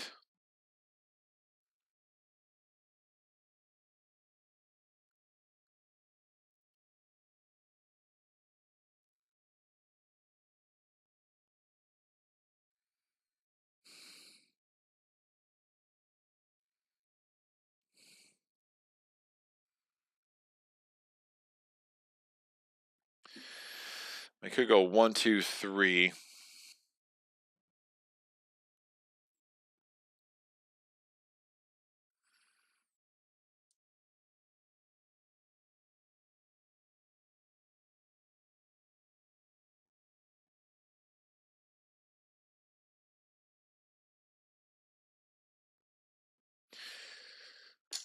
Did I take the health back? I think I did. I'm messing up everywhere. Yeah, because it was 1, 1. I did an attack, I ran away. I gained another health here. This is round 5. I could move, but the problem is when he dies, that stench is going to be super bad. Man, I messed up with the X-Blade. I definitely should have not tried to chase her +1. That was a bad decision on my part. So, I think I could throw the liquid dart and hope for the best and hope I get it back later. So I'm going to go 1, 2, 3. I'm going to get attacked anyway. There's no way around it. Let me throw the liquid dart. If I roll a 2+, we're good. I did. So I'm going to apply that. I lose my consumable. I do 2 poison to him. And then on his turn, he takes 2 true damage. He dies. And since Stench 2 triggers, Patches loses 2 health. And that's the end of that. So, yep. Got a little overzealous with the axe blade. The way I roll, though, I probably would have rolled 2 bones multiple times anyway. I just didn't calculate how tough that baddie was ultimately going to end up being. So he's dead, though. And that's that. So we're going to get 1 loot each. So loot over here for Patches is the red Minotaur. Attempt, ignore 1 bones when making a training attempt. Single use. And then Fortunate Discovery for Stanza.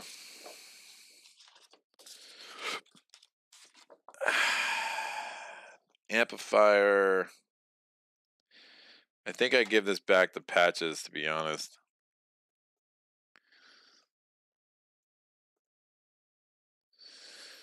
Yeah, I'm going to give this back to Patches, and he's going to get his poison dart back.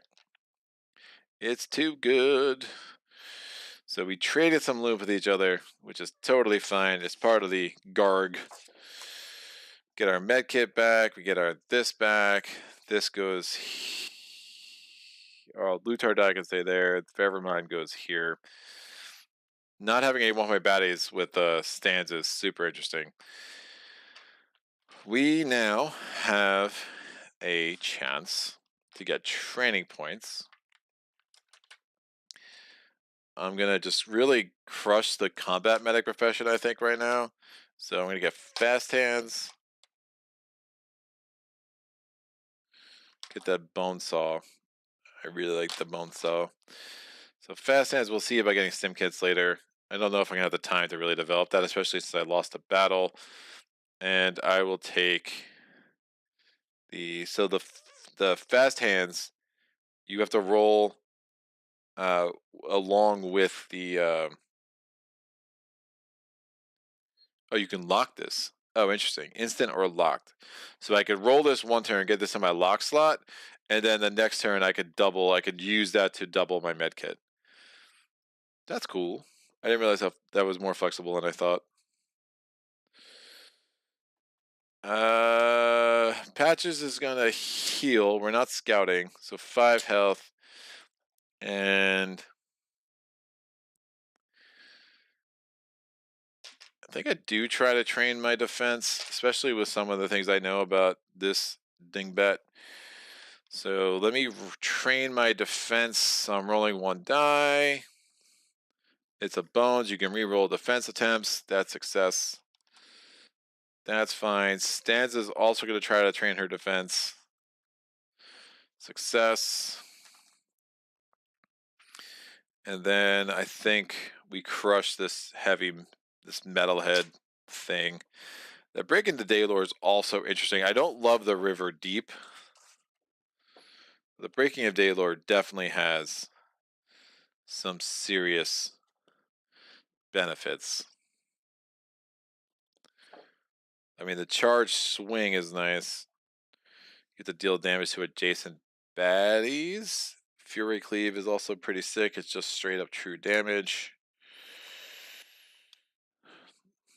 I don't have another thing. I'm not going to go under the old Selfree with patches. I'm just going to hope that he can do enough healing for me. Let me get the river deep with number 3.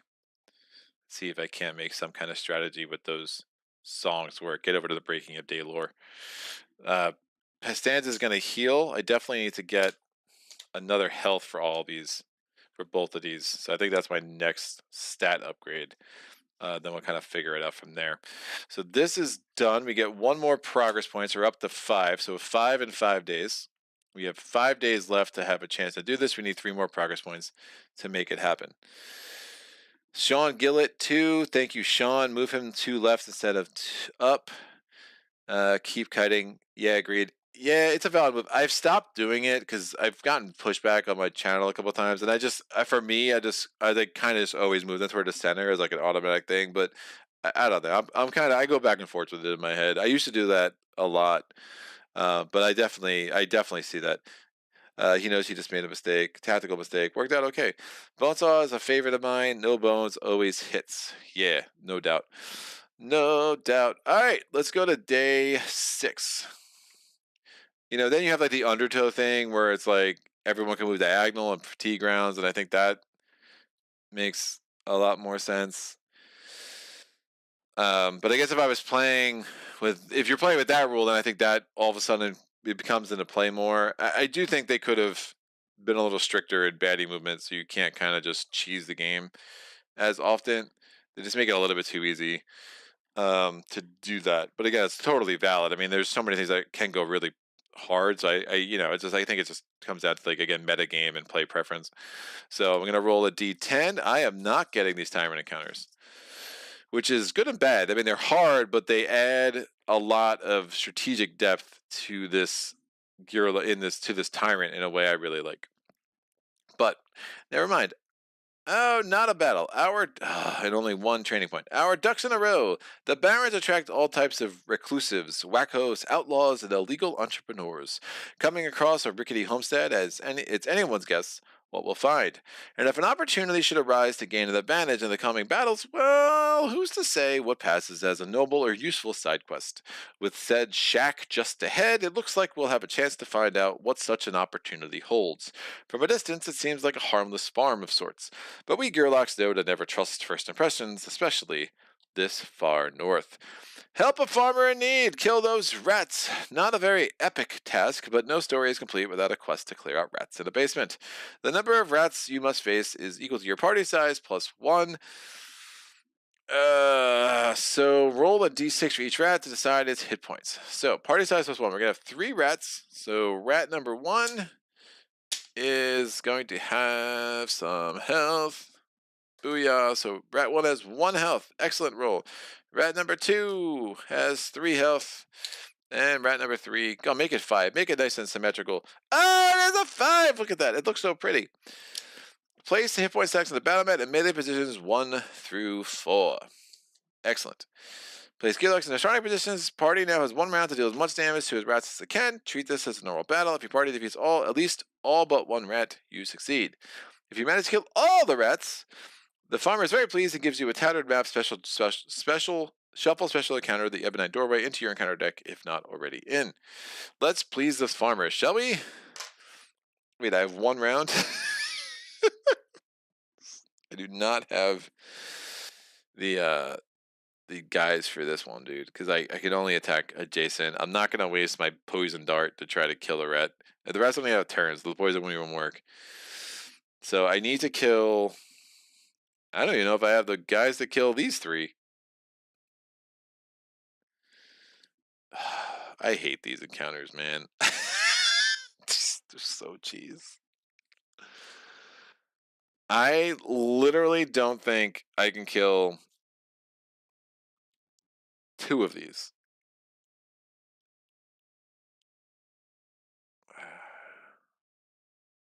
One round.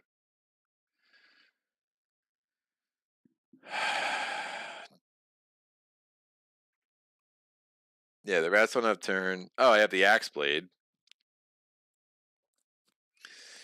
Maybe. So you're saying there's a chance. All right. Place gearlocs in their starting positions and figure it out. So, I wish I had charge swing. That could actually be sick. So we're gonna put needle jab is doable. So if I roll 3,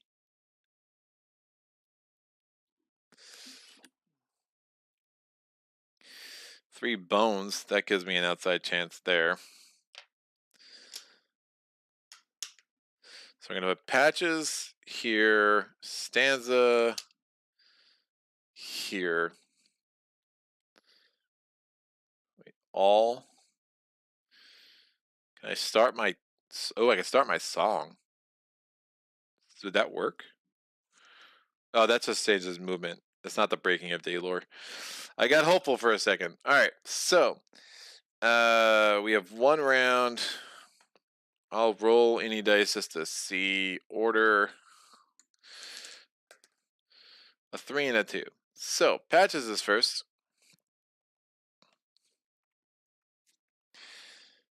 Yep. Yup. I think he's just doing the obvious. So 2 attack dice against the rat with 1 health. Ooh, 1 exciting damage. That's fine. Stanza's only 2 attack dice, and the axe blade against the rat with 3 health. And I bones. I failed. So that's not even a success. I mean, at some point, I'm going to take all these non-battle things out of this deck. I just find them so bad, man. And they're so frustrating to have like this whole game of strategy come down to 1 stupid die in the middle of a thing that's so pointless. So no training point, no progress point. We live and go on to our next day. Excellent. Day 7, 5 progress points. We're going to roll. I have 9 left. That's a 7. I rolled a d12 instead of the d10, but that's fine. This is going to go badly. So we have a Tyrant encounter. Do unto others. Help! I'm stuck. Help me, please. Please, I beg you. Lockgear struggles limply, his vest caught in a prickly bush. Attempts to quiet him are too late. His piteous mewling has already alerted nearby enemies to his presence. So, automatically in play, Lockgear is appeased if you assist him in getting the brambles. In cutting the brambles he keeps getting stuck on. To do so, gearlocs must avoid applying attack dice to baddies until they have collectively sacrificed a number of successfully rolled attack dice equal to the party size. Set them on here instead. Bash in the brambles. Cut me loose. They're gonna kill me. I can't move my foot. Cut me loose. That's how he talks. Batted points. On their turn, gearlocs must remove 1 bones from their backup plan in order to move. This does not count as using their backup plan. Whoa. Wow.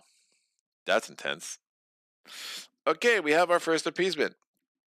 So we are in round 7. We are going to get baddie points. Baddie points are going to be 14. So 2 5-pointers, 4 1-pointers. I am totally under-leveled for this. This is going to get ugly quick. So we got to put this here. These can come off. These guys are at full health. Oh, I could have scouted. Might not want to forget that, especially since this is looking very bleak. Scouting with patches. It's a 6. I'm going to make it a 5. That's 9. Thick skin and aspire 1 if he rolls a bones. We're going to scout again. It's a 5, so we can see the next one. Inspire and terrify 4 dice. Yeah, Owlbear is going away. This guy comes out and we'll deal with him instead. So lane 1, 6 health. It goes here. Lane 2. It's the feathered dragon. Weaken 1 days if he rolls a bones. Not great. Still better than the owlbear, but that's not saying much.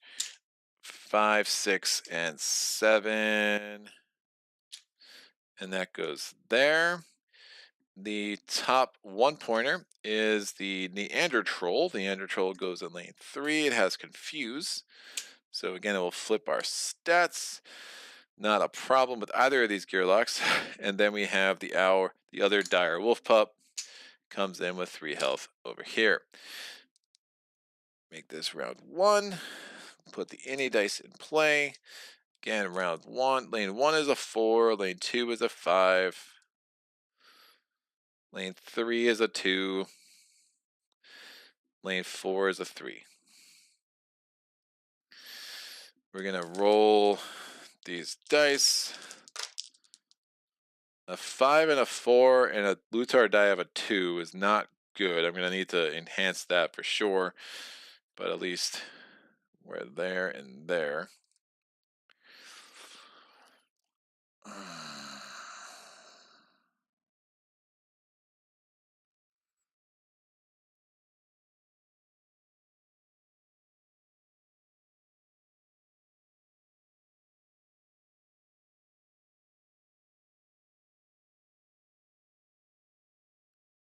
Oh, Luitar die of a 1 is the 2 is really bad.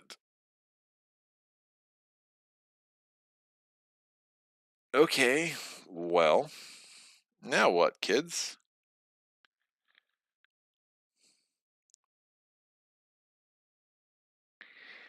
We're just under leveled.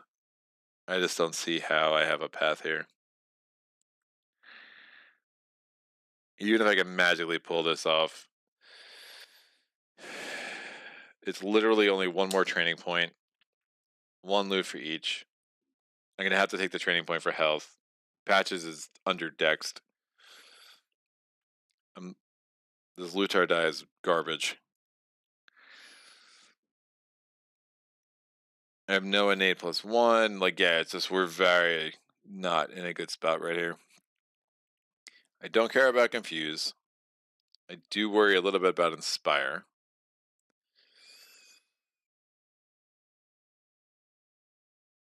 Thick Skin 1 is super special.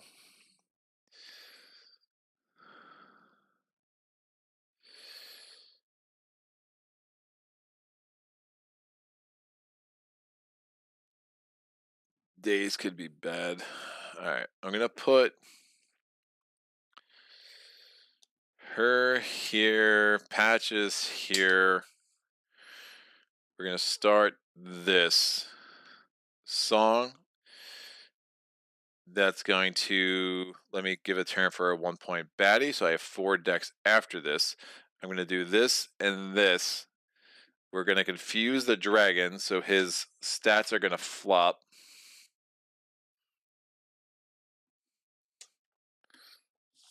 So we'll have a 2 attack stat and a 3 defense stat.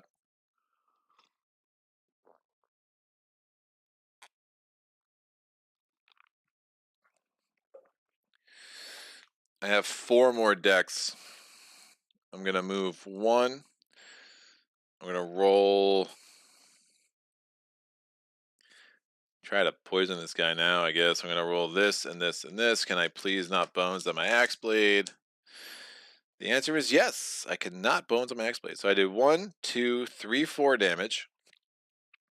And poison 2. That will kill this dude in the next 2 rounds. So very good roll there. Opens up a window. Oh, crap. Never mind. I have to appease this jerk. I think I do appease him. So we appease him. Make that not an issue. Just the poison 2. And just 1 damage from the axe blade, and then that's exhausted. Alright, so that's totally appeased. I don't have to worry about that the rest of this battle. I do want to, since I'm so under leveled, I kind of gotta get Lockgear's stats down if I have a chance. We're now going to go to the dragon's turn. The dragon is attacking the weakest.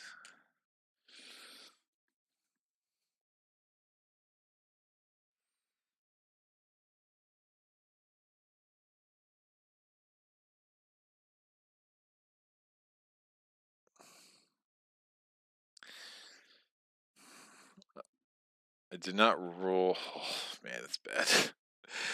I'm in trouble with a Luitar. Die. I have 2. Like that's just a really awful roll. All right. We'll have him attack Patches. So rolling 2 attack dice and 3 defense dice, and if he rolls a bones, he's gonna daze Patches. He's also gonna take 2 true damage at the beginning of his turn. So he's down to 4 health. He's 5 dice. Bones. So Patches is dazed. So Patches can't move. He's not going to move anyway. 2 shield and 3 damage to Patches. Patches is down to 2 health. Patches' turn. He's going to get 1 health back. Rolling 1 attack, poison, and 2 defense against the troll. Do you have to pick your target before you roll the poison dart? Nope, I do not.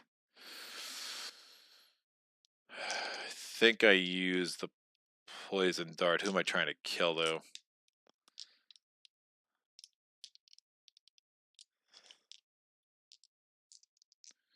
Now, let me roll this, and I'll roll fast hands.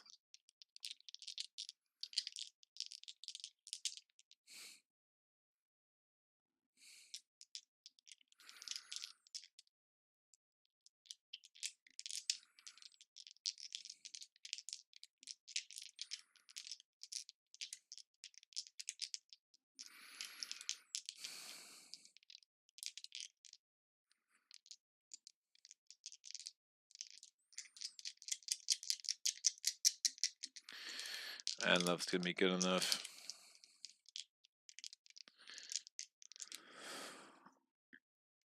He's got 4 health left. Woof. Unless I just don't try to. I think I have to try to appease. I just don't see how this comes together no matter what I do, to be honest with you. So 2 defense, poison, and the bone saw. And I'm attacking him for the purposes of toxins. So poison 2.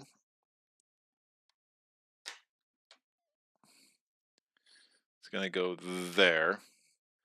I bonesed on that, which isn't great, and I got 2 defense. And to that turn, this dude's attacking the strongest, so it's going to attack Stanza. 2 attack, 1 defense. So he bows on the defense, which means it inspires. Does 2 damage to Stanza.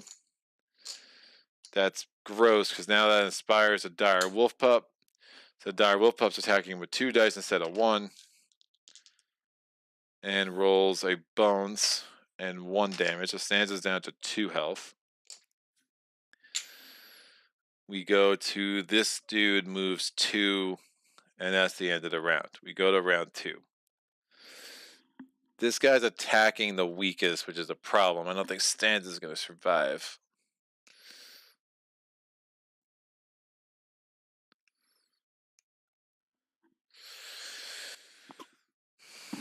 I don't think Stanza survives, kids.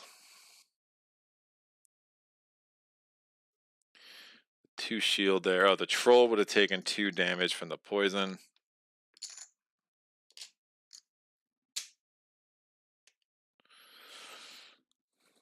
Oh, and it's, yeah, so that's true damage. So thick skin doesn't matter. Pretty sure. Yep. That's fine. Yeah, I don't think Stanza's around longer. We're gonna do a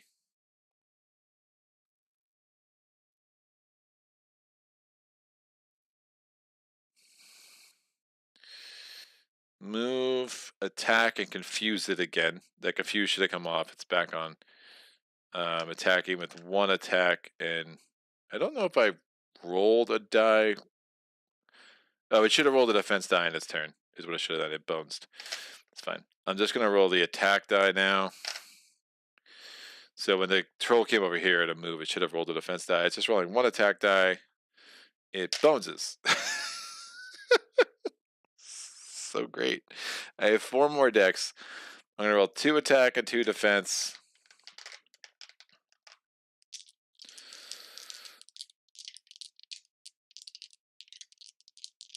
I mean, I would need magic. Do you believe in magic? I believe in magic. Not that much magic, though. Yeah, we go up to the dragon again, I think. It is what it is. Alright, I got a bones. I'm going to immediately use the bones for a tune-up to get my Luitar die up to a 3. I have 2 defense, which is helpful. I do 2 damage. She removes both of its shields, which I don't even think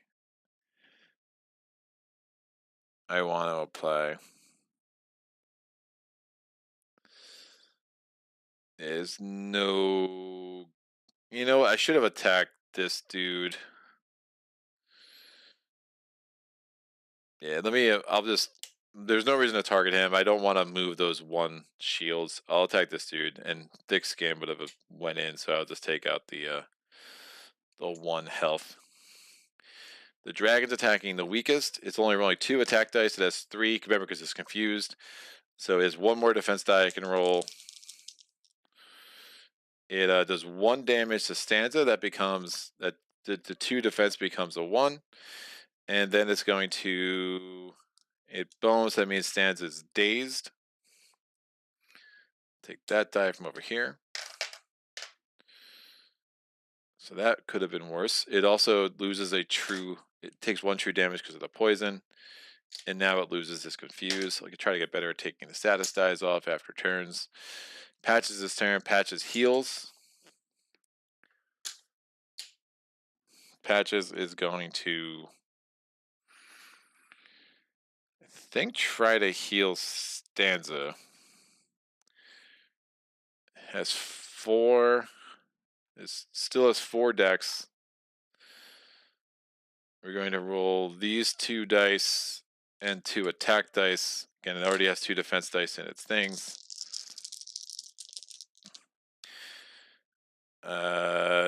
2 health to Stanza. I bones on the fast hands. That's fine. I'll just take the bones. Maybe get up to a needle jab. The 2 damage, thick skin trigger, so it becomes 1 damage. And I already get the 2 out the Stanza. So those exhaust, those go over here. Fast hands has not been my friend so far. That's fine. I don't need friends. We're good. The troll's gonna go. The troll attacks the strongest. The strongest at this point can be Patches. It's rolling 1 defense, 2 things. It takes 1 true damage. So it's down to 1 health. Attacks Patches. 3 damage. These come out. 1 damage to Patches. Inspire triggers. The wolf pup is rolling 2 dice against Stanza. Bones and a thing. I am rolling bones like crazy. At least I'm doing it for them almost as much as me. So that's done. This guy moves 2. He's going to re-roll a defense die. He has 2 defense now. That comes there. We go to round 3. Stanza. Well, this can come off.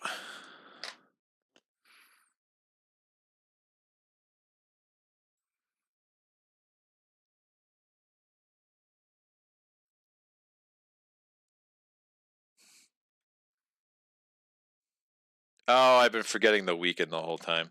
Oh, dear God.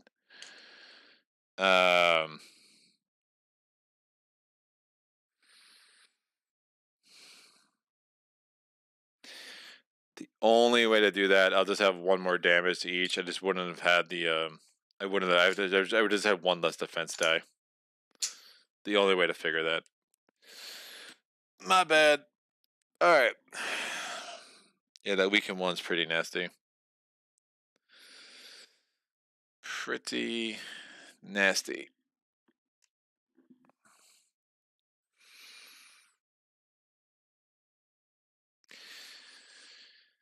I could advance this.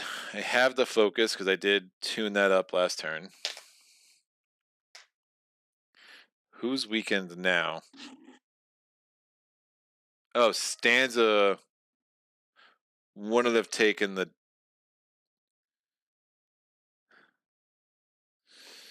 Stanza rolled before, so she still weakened one now because she was attacked after Patches was attacked. So Patches has one less health, but Stanza now is weakened one, so her dex is only a 5.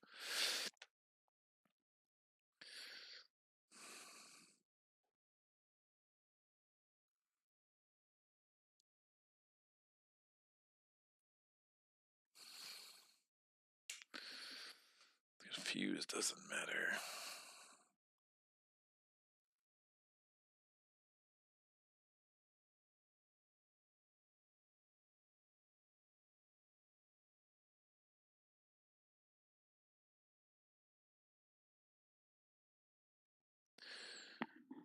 So Stanza is going to advance this.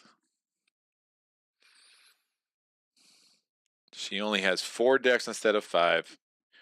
She is dazed, so she can't move. I'm going to move this. Oh, man. I can control a 5-point baddie. I think this is like one of my few opportunities to try to get this dude's shield down. He only has 3 health. I can probably try to get the poison dart on him with Patches. Although Patches might not survive because Patches only has...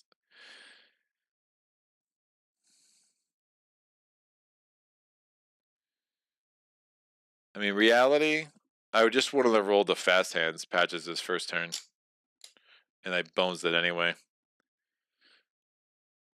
If I'm being like really thinking through, if he was weakened, I wouldn't have used that on that. That was basically a throw in. So, and I bones on it twice. So it is what it is. And I would have taken the bones the second time because I rolled it with that. So the weakened one just would have prevented that roll. There's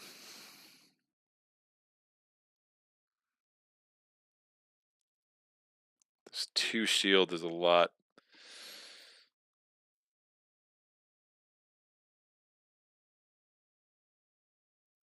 I do think I like continuing to confuse him.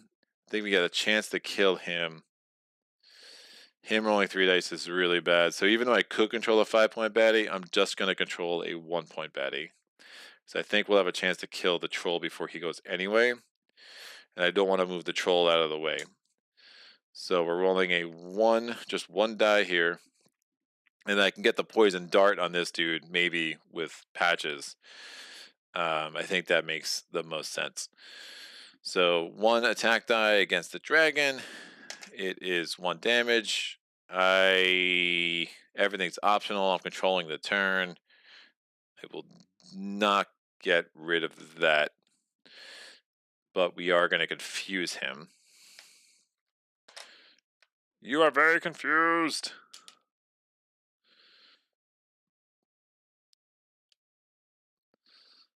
And now Stanza has 3 more decks. I think we try to kill the troll. 2 attack dice, 1 defense die. That thick skin could be a problem. Just can't bones on any of my attack dice. Oh, I did bones on the 1, but I got 2 damage on the other, so it does kill him. So 1 of the 1-pointers can come in. This guy's out. Done. And another bones on the defense. The weaken comes off. The daze comes off. And now we go to the dragon's turn. The dragon's attacking the weakest.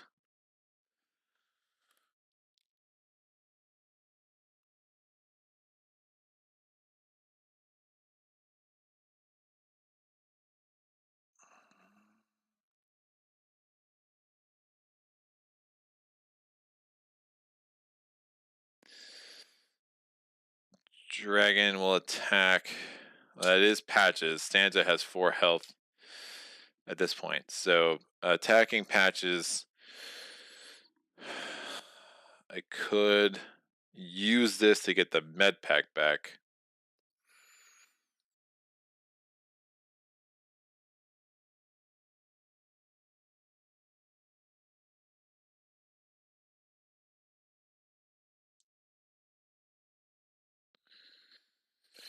Yeah, let me try it. If I lose this, I'm not getting the XP. I mean, I need to get XP, so I'm going to get the med kit back with the utility parts.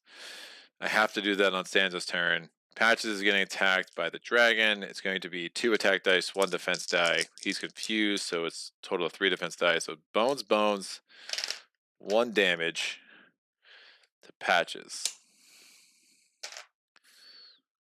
Confuse comes away.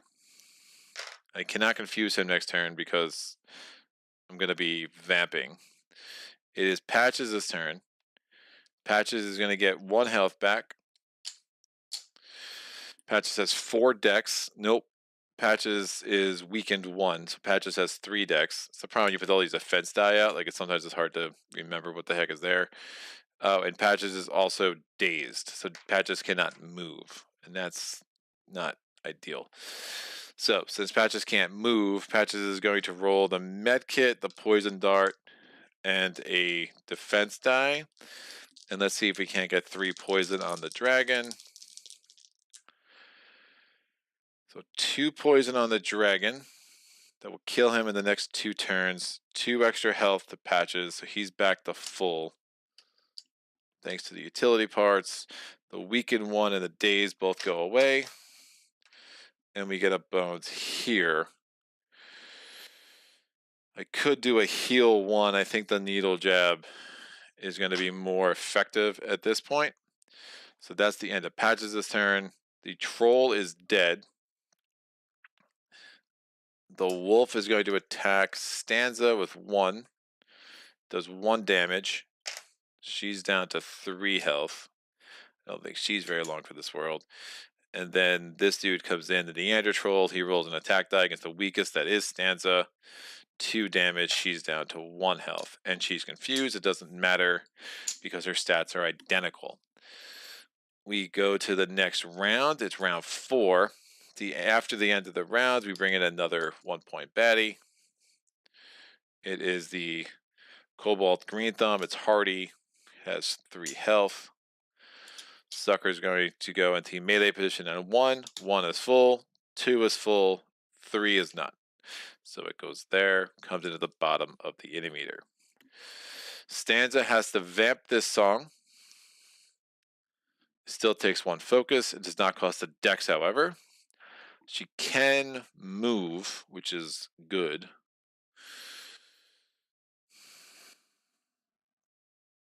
This poison dart is exhausted. It comes out because it was a consumable. We put a poison 2 on this clown.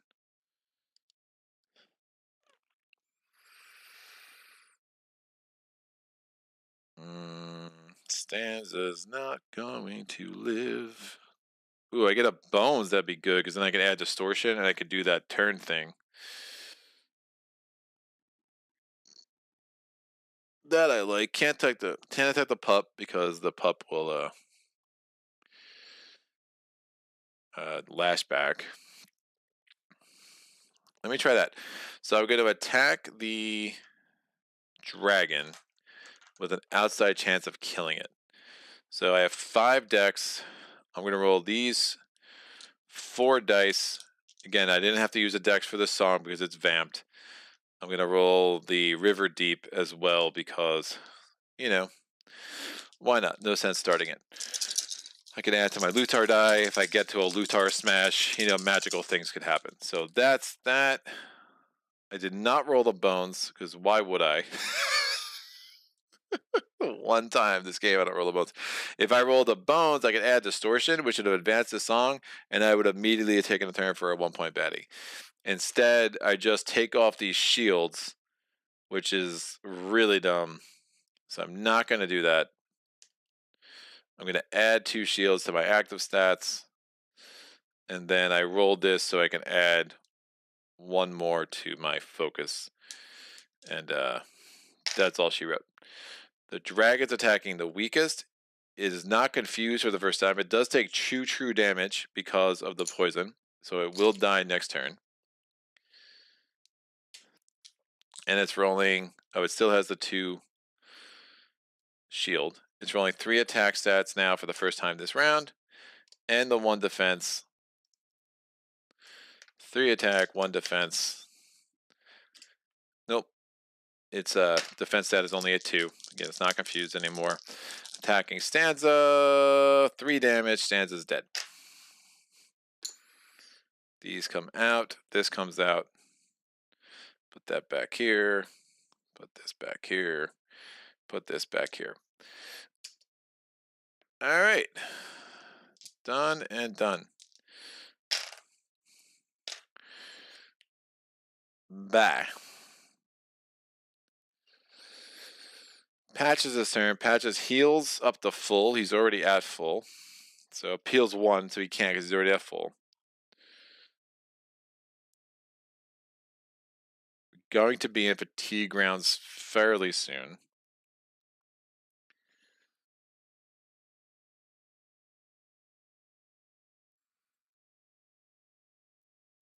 For Dex, Patches is going to move 1 attack, 2 defense. Alright, a Bones. Hardy, I can only give this guy 1 damage a round anyway. I do have 3 bones right now, and we get this 1 defense. So that would sets me up for a potential needle jab later. Patches is done.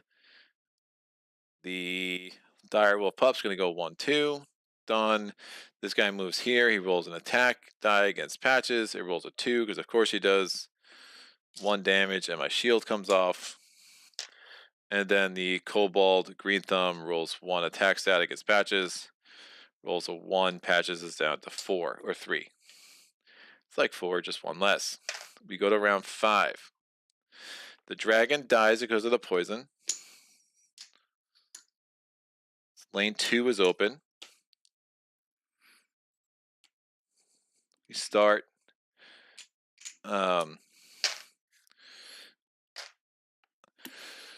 fatigue rounds next round.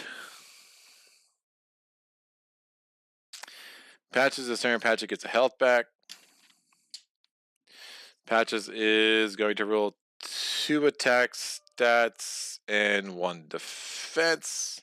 2 defense, because again that's 4 dex. We're going to attack the kobold. Make sure it just goes away. Wow.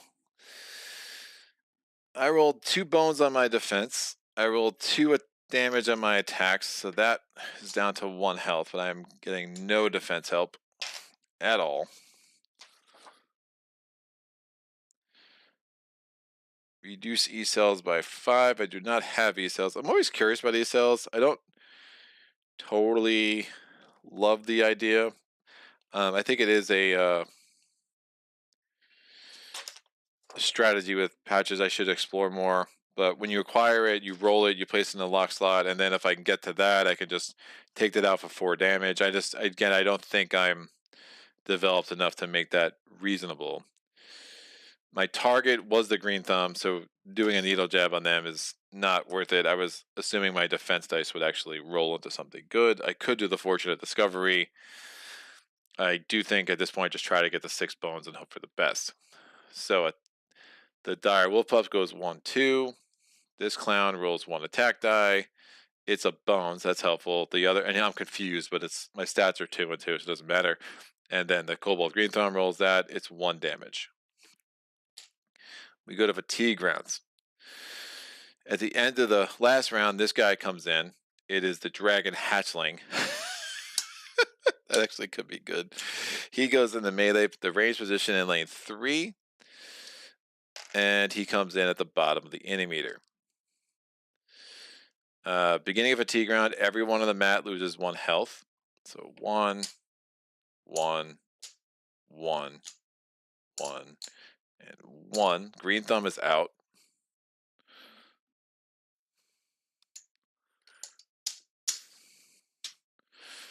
Patches is going to go.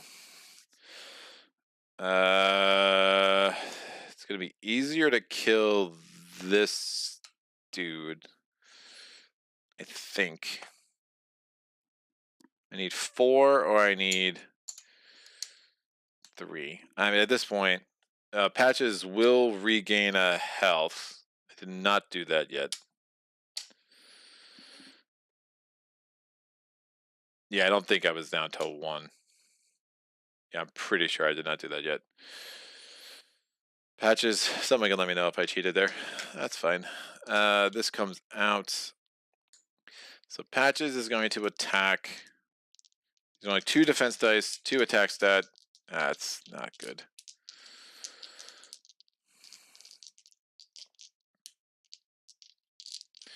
Could needle jab him and just make him go away. It's not a bad idea. But I have so many other options.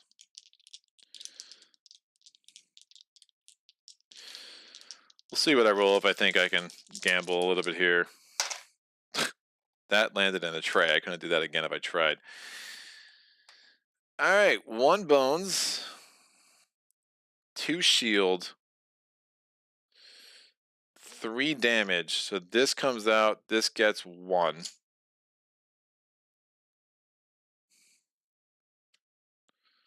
I wish I went after the dire wolf pup. Look at that. And I don't know. Oh yeah, I came off the dude. I don't know.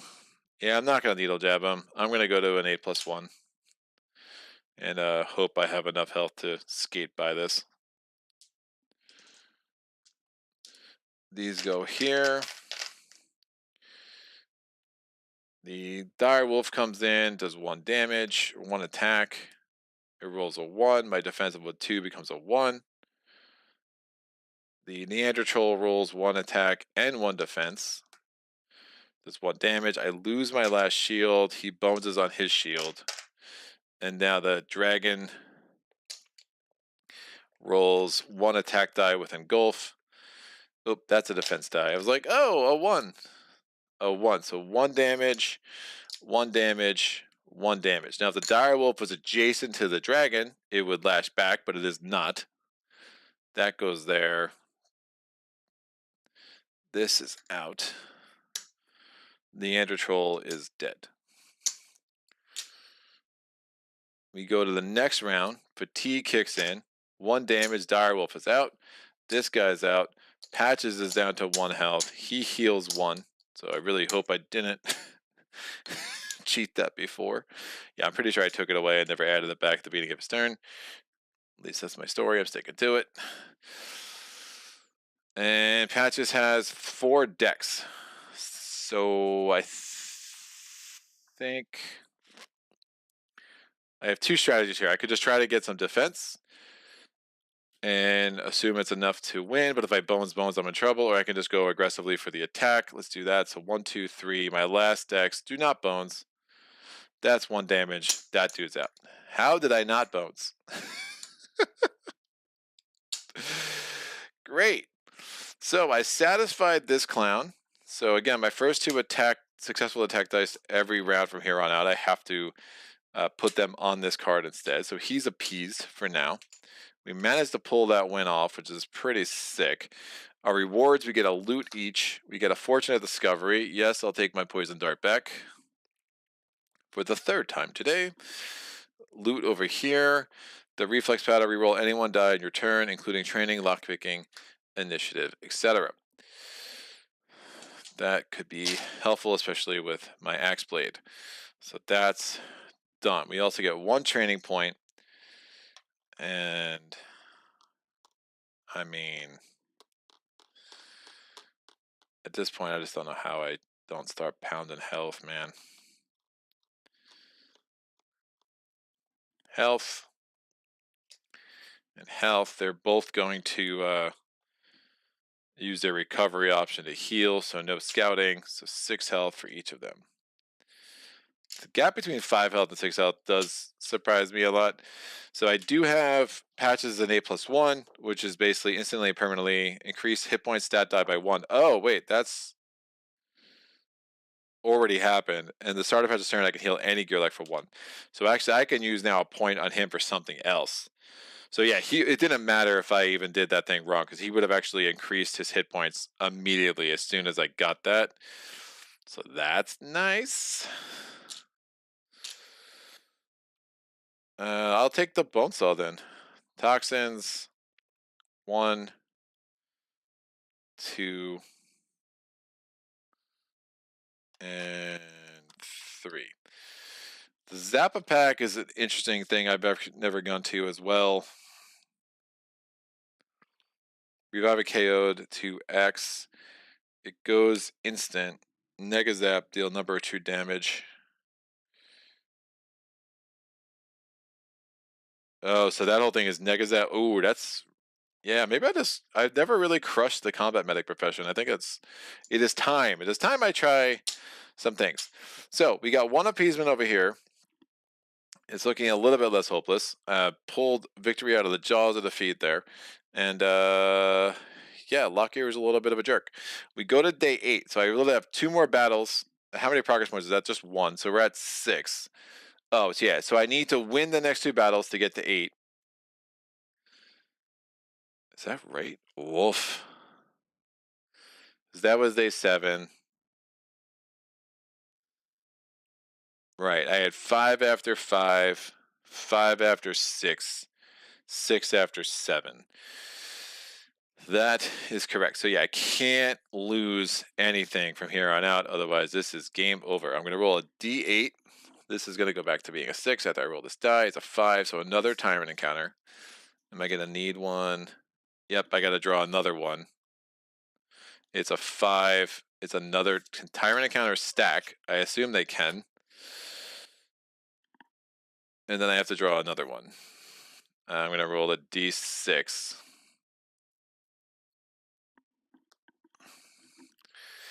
D6, where are you? I rolled a 5. Don't draw another one. So you got 3 Tyrant encounters in a row. I have a feeling this is going to go very poorly for me. It's so silly. I'm going to take a quick break. I'll be right back.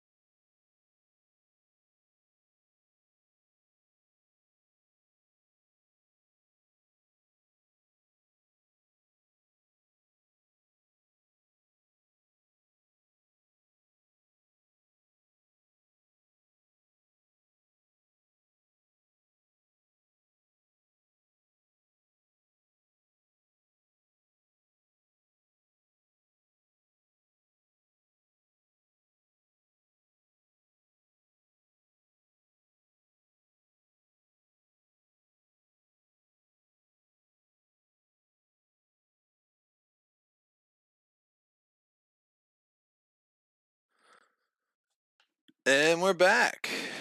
All right. Rats always felt a bit off cheesing the game via fatigue, abuse. To be honest, yeah, says Lee. I agree with that. Too many blondes. What's up, Warlord Drake? I will see you later. Darn, I just got back home. I missed the beginning of the game. I never played too many bones, but actually good feedback from my goblin friend. Goblins love this game. I leaked some of the non-combat encounters as they can help you get TP if you're behind training points.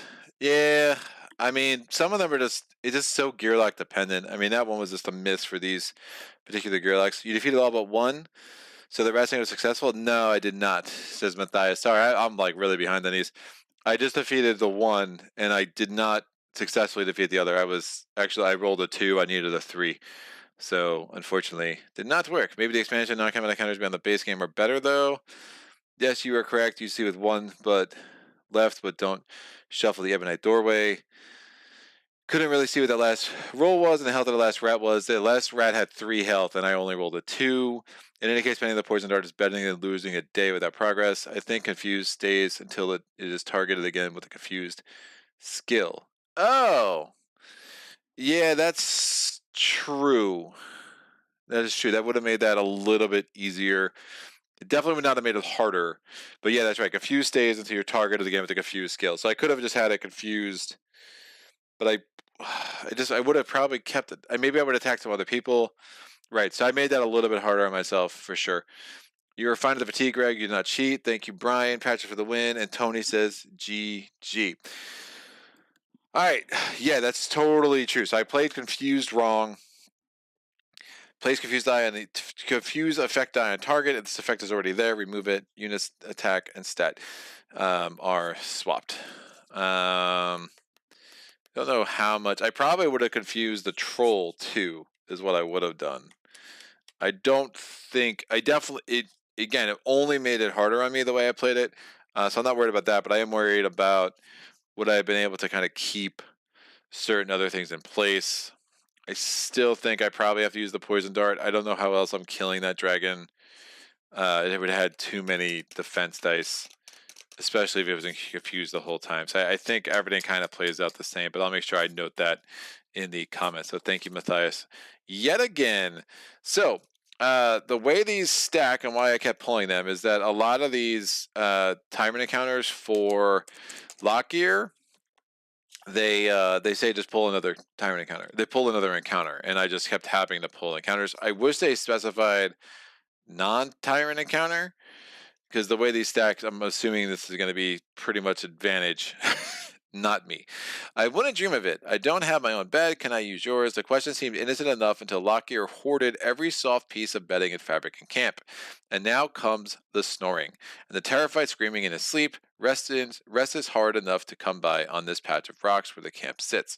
I should have actually read his little intro, so story time with Greg, because I think that'll make sense of a lot of what I'm about to read. As experimentation on animals and baddies began to yield promising results, Nobulous turned to experimentation on his own kind. Lockgear is one such example. Confused about where his allegiances lie and suspicious of everyone and everything, Lockgear has developed an unpredictable sense of cunning beneath his less than threatening exterior. The good thing is, honestly, if I pull this off, I will 100% be dismissing Lockgear and just let him go on his merry way. And then I will have the benefit of reducing his stats very significantly for the Tyrant encounter. So pulling this off is going to be the key point. So rest is hard enough to come by on this patch of rocks where the camp sits, and now as before, we alerted every creature within 1,000 arrow lengths of our presence. On the back of this, it says, "You weren't that tired anyway." Well, those are nice blankets. Really, really nice. Do you realize how nice they were before you gave them to me? It feels like I'm sleeping on a cloud, and not just a wispy cloud, a big, fluffy, pillowy cloud. Speaking of pillows, did you have another one? Did you have another one I could borrow? Immediately draw and proceed yet today with the next encounter in the encounter deck, which I did, and it was another Tyrant encounter. Appeasement. Lockgear is appeased if he gets a good night's sleep. To allow him to do so, all party members using the rest and recovery option during the recovery phase must choose to heal their hit points to one less than full minimum of 1. So that's in play immediately. Again, you release him. Where's the instructions? You release him. You can dismiss him after any recovery phase. So I will definitely be dismissing him after this one. Kill them with kindness if I survive. Kill them with kindness. It is, don't hurt them. It's not their fault. They're only following their instinct. Lockgear is desperate. The pitiful tyrant. Yep. The pitiful tyrant uses his body as a barrier, doing everything in his power to keep a mortal blow from being struck on the enemy. The Ebon, as usual, do not seem interested in Lockgear's pleas. This guy's worse than the baddies. Lockgear complains loudly while you train to become a more efficient killing machine. His never-ending pleading and begging leaves little time to practice specific techniques still needing work. Immediately draw and proceed yet again with the next encounter in the encounter deck, Appeasement. Lockgear is appeased if the party loses all training points from unsuccessful attack and defense training attempts instead of using the training points elsewhere. Those two actually aren't bad at all. I still have a chance. Better to give than to receive. They wouldn't be so angry if you weren't so cruel. Just don't want to see your gear. They're just curious. Just want to see your gear. They're just curious. Don't hurt them. Please. It is against all gearlocs' instincts to display their loot openly, much more to the greedy eyes of the Molnar. But Lockgear insists he knows this group of traders and that they're just adventurer enthusiasts. This could easily backfire. Loot makes baddies moot. Oh, man. I would love to like be in the room when Chit Theory Games comes up with some of these things because like I bet they're just like rolling with laughter at how clever they are. Yeah, loot makes baddies moot. Is great. It's a great sentence. You've been given plenty. I've had nothing in my whole life, less than nothing. The Molnar will help us. Why are you always assuming the worst of others? All right, appeasement. Lockgear is appeased if the party gives their gear to Lockgear to show the Molnar. To do so, each gearloc with more than one loot at the start of the recovery phase must discard loot. That's really written poorly. It's not discard all loot. It's just discard one loot from everything I've seen online. I did look this up yesterday because I was like, huh? So it doesn't say, it just says discard loot. Discard what? Discard one loot, discard down to one loot, discard all loot. It should say it's missing a letter. It's actually missing a number, but it's missing one. It's missing a space, a number, and a space. That would make that super clear. And if there's been a rotted otherwise, and someone knows that, yeah, put that in the comments below, please. That would be really helpful. So the battle queue is baddie points. Add +1 1-point baddie equal to party size. All gearlocs have backup plan extension. One bone, discard a loot to entice a 1-point baddie to leave battle. Remove from battle mat and place to defeat its deck. Oh, did I cheat the last battle? Oh, yeah.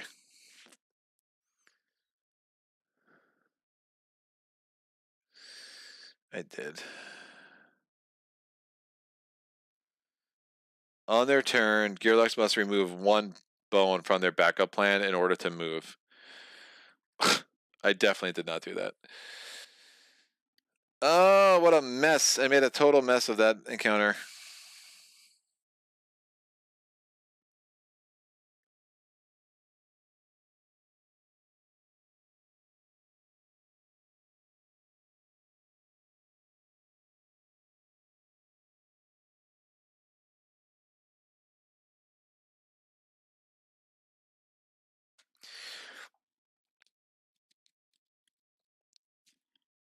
Yeah, I mean, the whole thing would have been different. Patches never moved anyway. I'm wondering if he would be at an 8+1. I think he moved once. I did have an extra bones. I just made a whole mess of that encounter. I just forgot with the appeasement and stuff. Yeah, I'm not replaying it. It is what it is. So I'll make a note in the thing. So I was like, that rings a bell. What is this backup plan extension? So yeah, I should not have been able to move unless I spent a bones. Which the bigger impact would have been with Stanza, because she definitely moved her first turn to go there, and she attacked what's his name with an axe blade.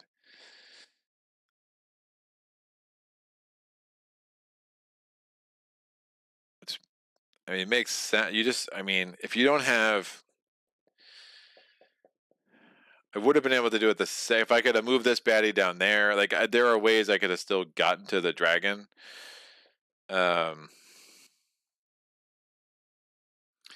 It just would have been a lot harder. The big thing is would I have gotten to an A+1 with patches? I mean, honestly, he started here. I think we moved here, and then I moved 1, 2, 3 at the end. If I just played that differently and I just rolled 2 defense dice, you know, as long as I get like, yeah, I would have got 3 shield. I mean, I get attacked, I survive fatigue. The dragon would have died in fatigue rounds. So I think we can, especially since I made the confused thing harder on myself, I think we can just call it a wash and call it a win.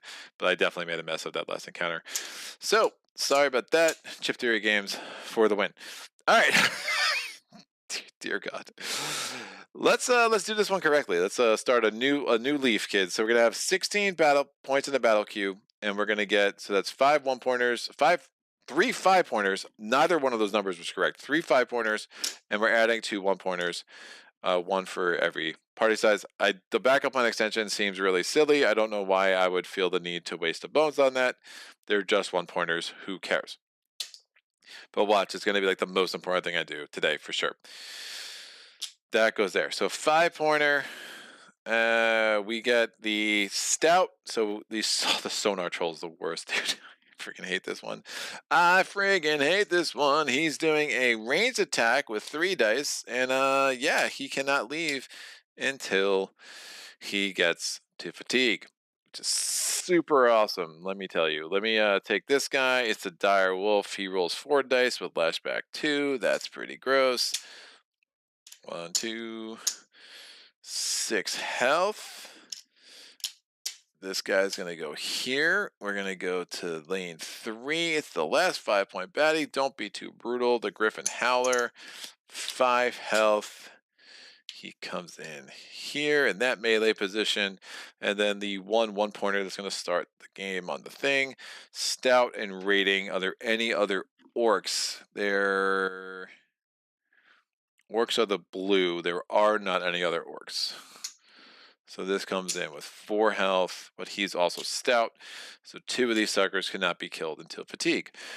Oh, the joys. So I'm going to, I mean, I could just have them go away with that. So that's where that backup plan actually might be really useful. So we're going to get round 1.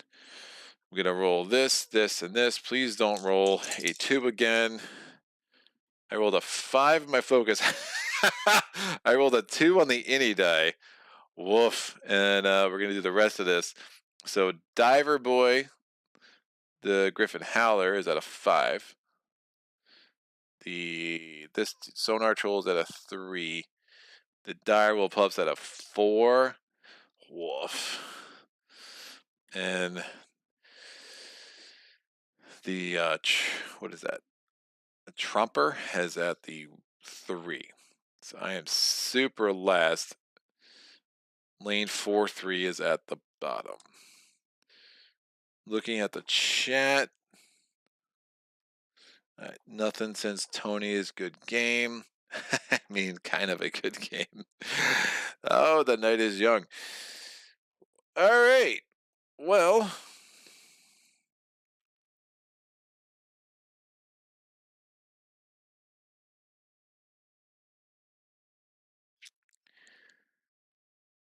I think I try to kill the dire wolf.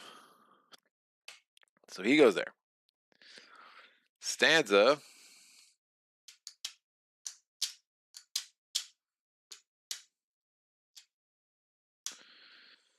goes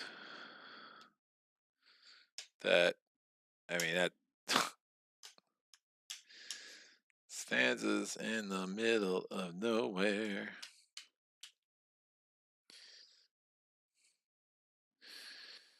Yeah, Stanza's in a bad spot, man.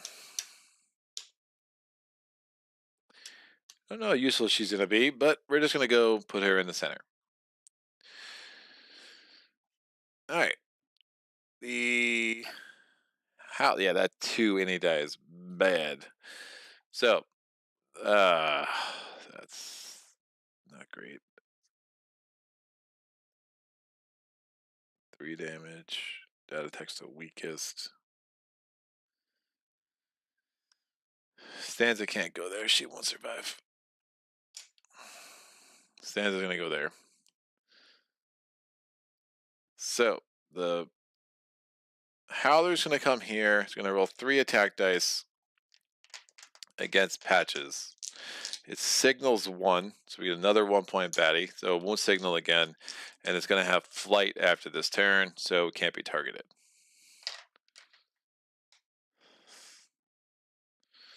Done. 3 attack dice against Patches. 4 damage. That's a good start.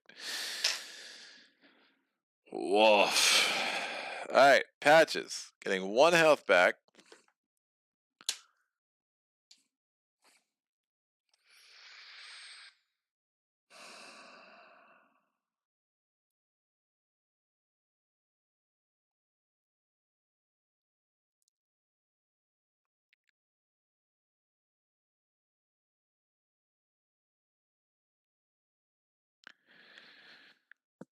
Needs more health. I think Patches is not gonna make it. 4 dice.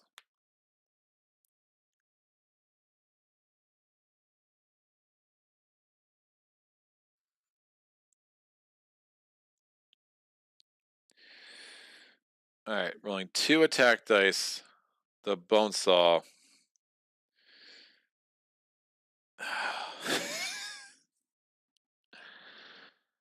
Nope. Rolling 1 attack dice. The bone saw. The med kit and a poison dart, and hoping for a miracle against the direwolf pup.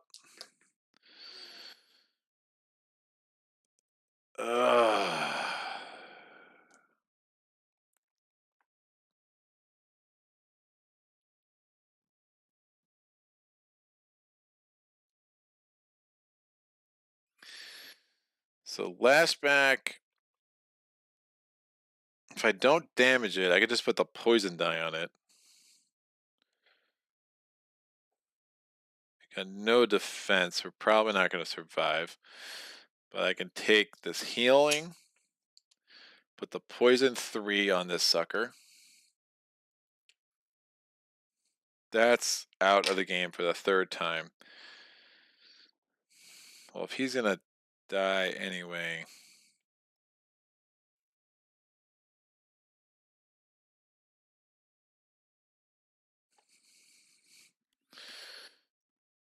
I was at 3 when I started this turn, right? Because I lost, 4 damage. I was at 2. I got up to 4 if I take this, which I might as well.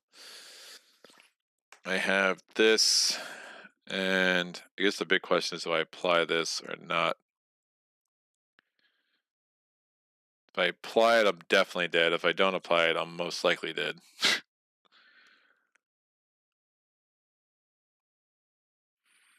If I apply it, he dies 1 round earlier. But if I... He's probably dead.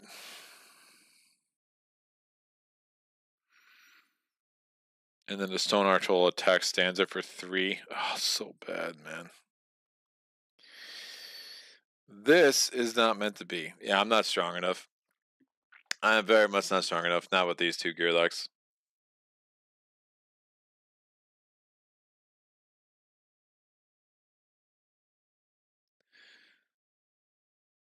I'm not going to apply it, and I hope I can sort of put this bone saw back. And hopefully the 4 dice from the direwolf does not kill me. It's 6 out of 5. It's crazy. If I had 1 more damage. No, I needed 2. I needed 2 more damage. I needed the bone saw to be a 3. Or a 2 and the attack dice to be a 1. Yeah, if I had 3 more, if I could kill this guy, if he would die with the poison, then I could just take the 2 from lashback, but like it's not gonna work. I rolled only a 1 on the bone saw and nothing on the attack. So the direwolf pup suffers 3 damage.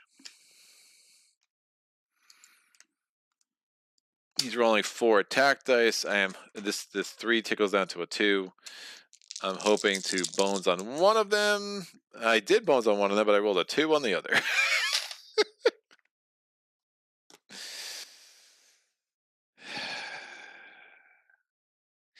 What if I doubled?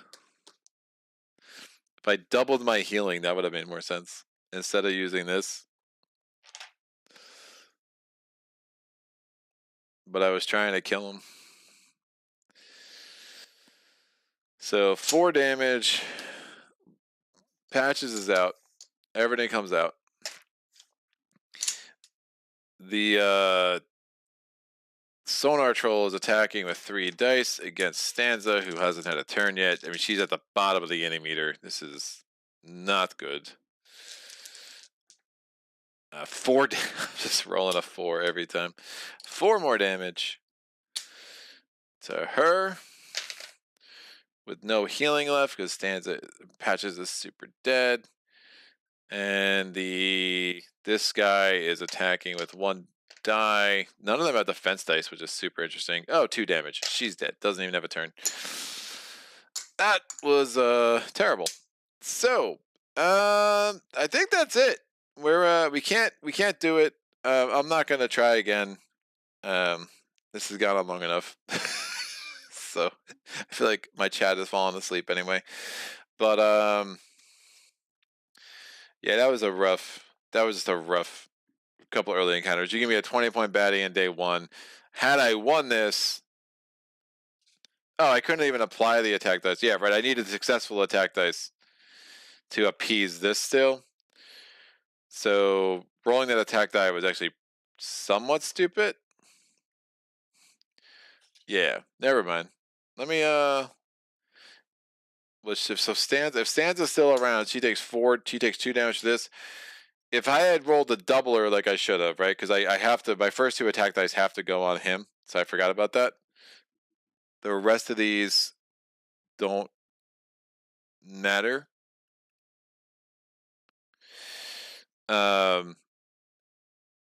I could have then just taken the 2 damage to Stanza, so Stanza now has 4 health left. Because had I doubled it, Patches would have survived the attack from the dire wolf pup, and then that means the Sonar Troll would have attacked Patches, killed Patches, and then I would have just taken the 2 damage from the grunting Tromper. Right, but that means that now Stanza can't do any damage until she rolls 2 successfully. But on her turn with 5 decks, she can start I mean, none of this is great.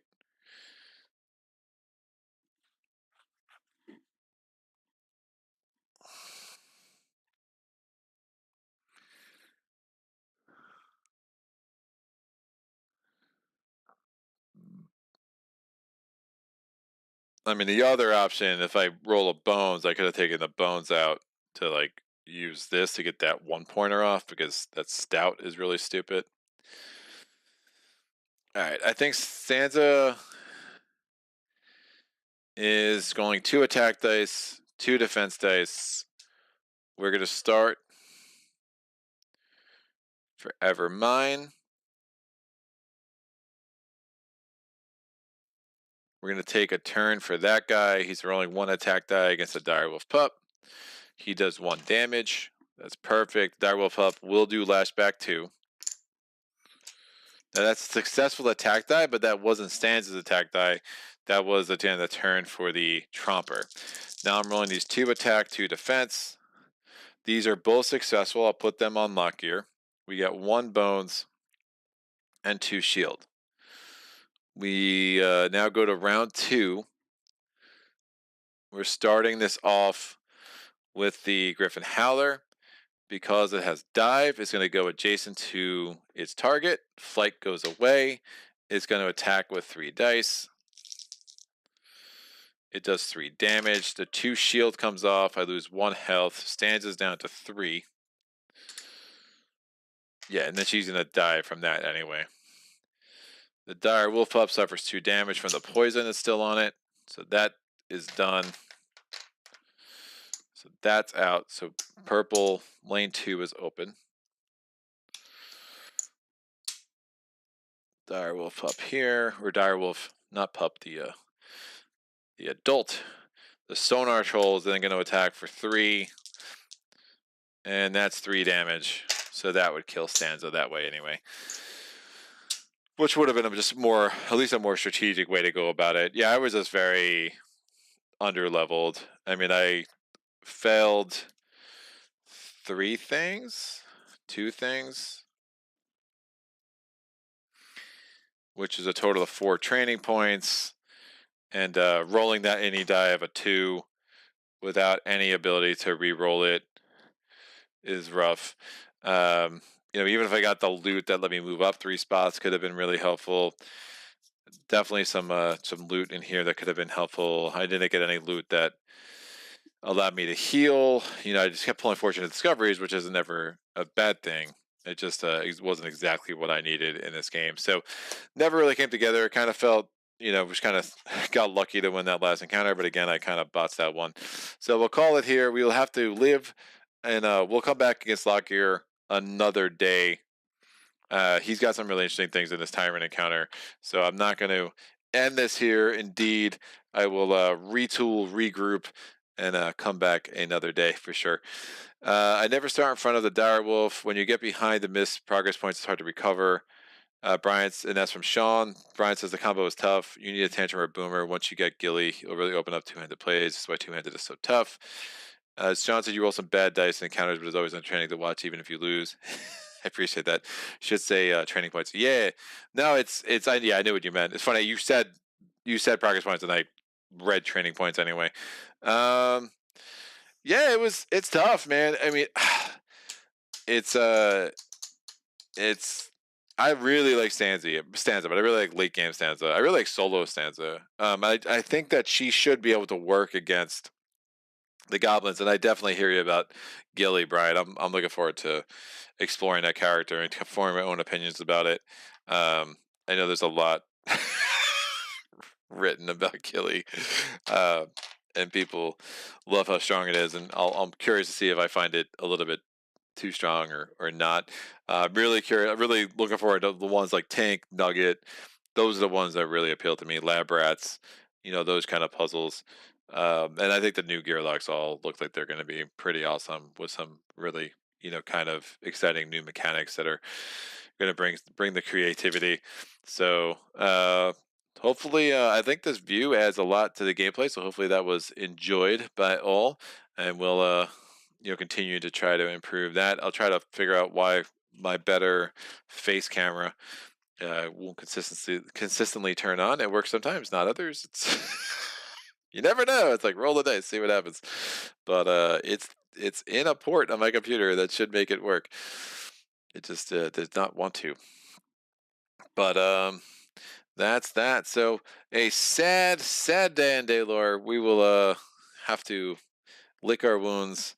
Look at Lockgear's ugly face. I'll play him a couple more times off camera, and hopefully have some better results and come back. My overall plan was like I had timed this perfect, man. I had timed this absolutely perfectly. That I was like, I'm gonna finish the Splice and Dice Tyrants, and then by the time I'm done with that, I'm gonna have all my Hopamaka stuff, and I'll be able to play a bunch of new gearlocs. Yeah, about that. So we are gonna have to retool. I'll figure out what I want to do. See who I haven't comboed yet. I only have 6 gearlocs. I literally have so many more coming with the Hopamaka Storm Kickstarter. That is super held up now because of that mistake.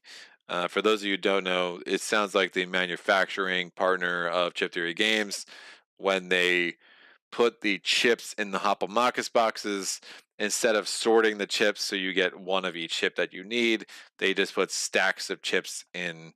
So people are going to get like 20 of this chip and 20 of that chip, but not 40 different chips. Fortunately, they caught it before the boxes left the manufacturers and got on the boat to come overseas. But you can imagine how long and how arduous of a process it is to open 10,000 games, take everything out of the box, find all the chips, open up the chips, sort them, reseal everything, pack everything away, and get the box ready to go a second time.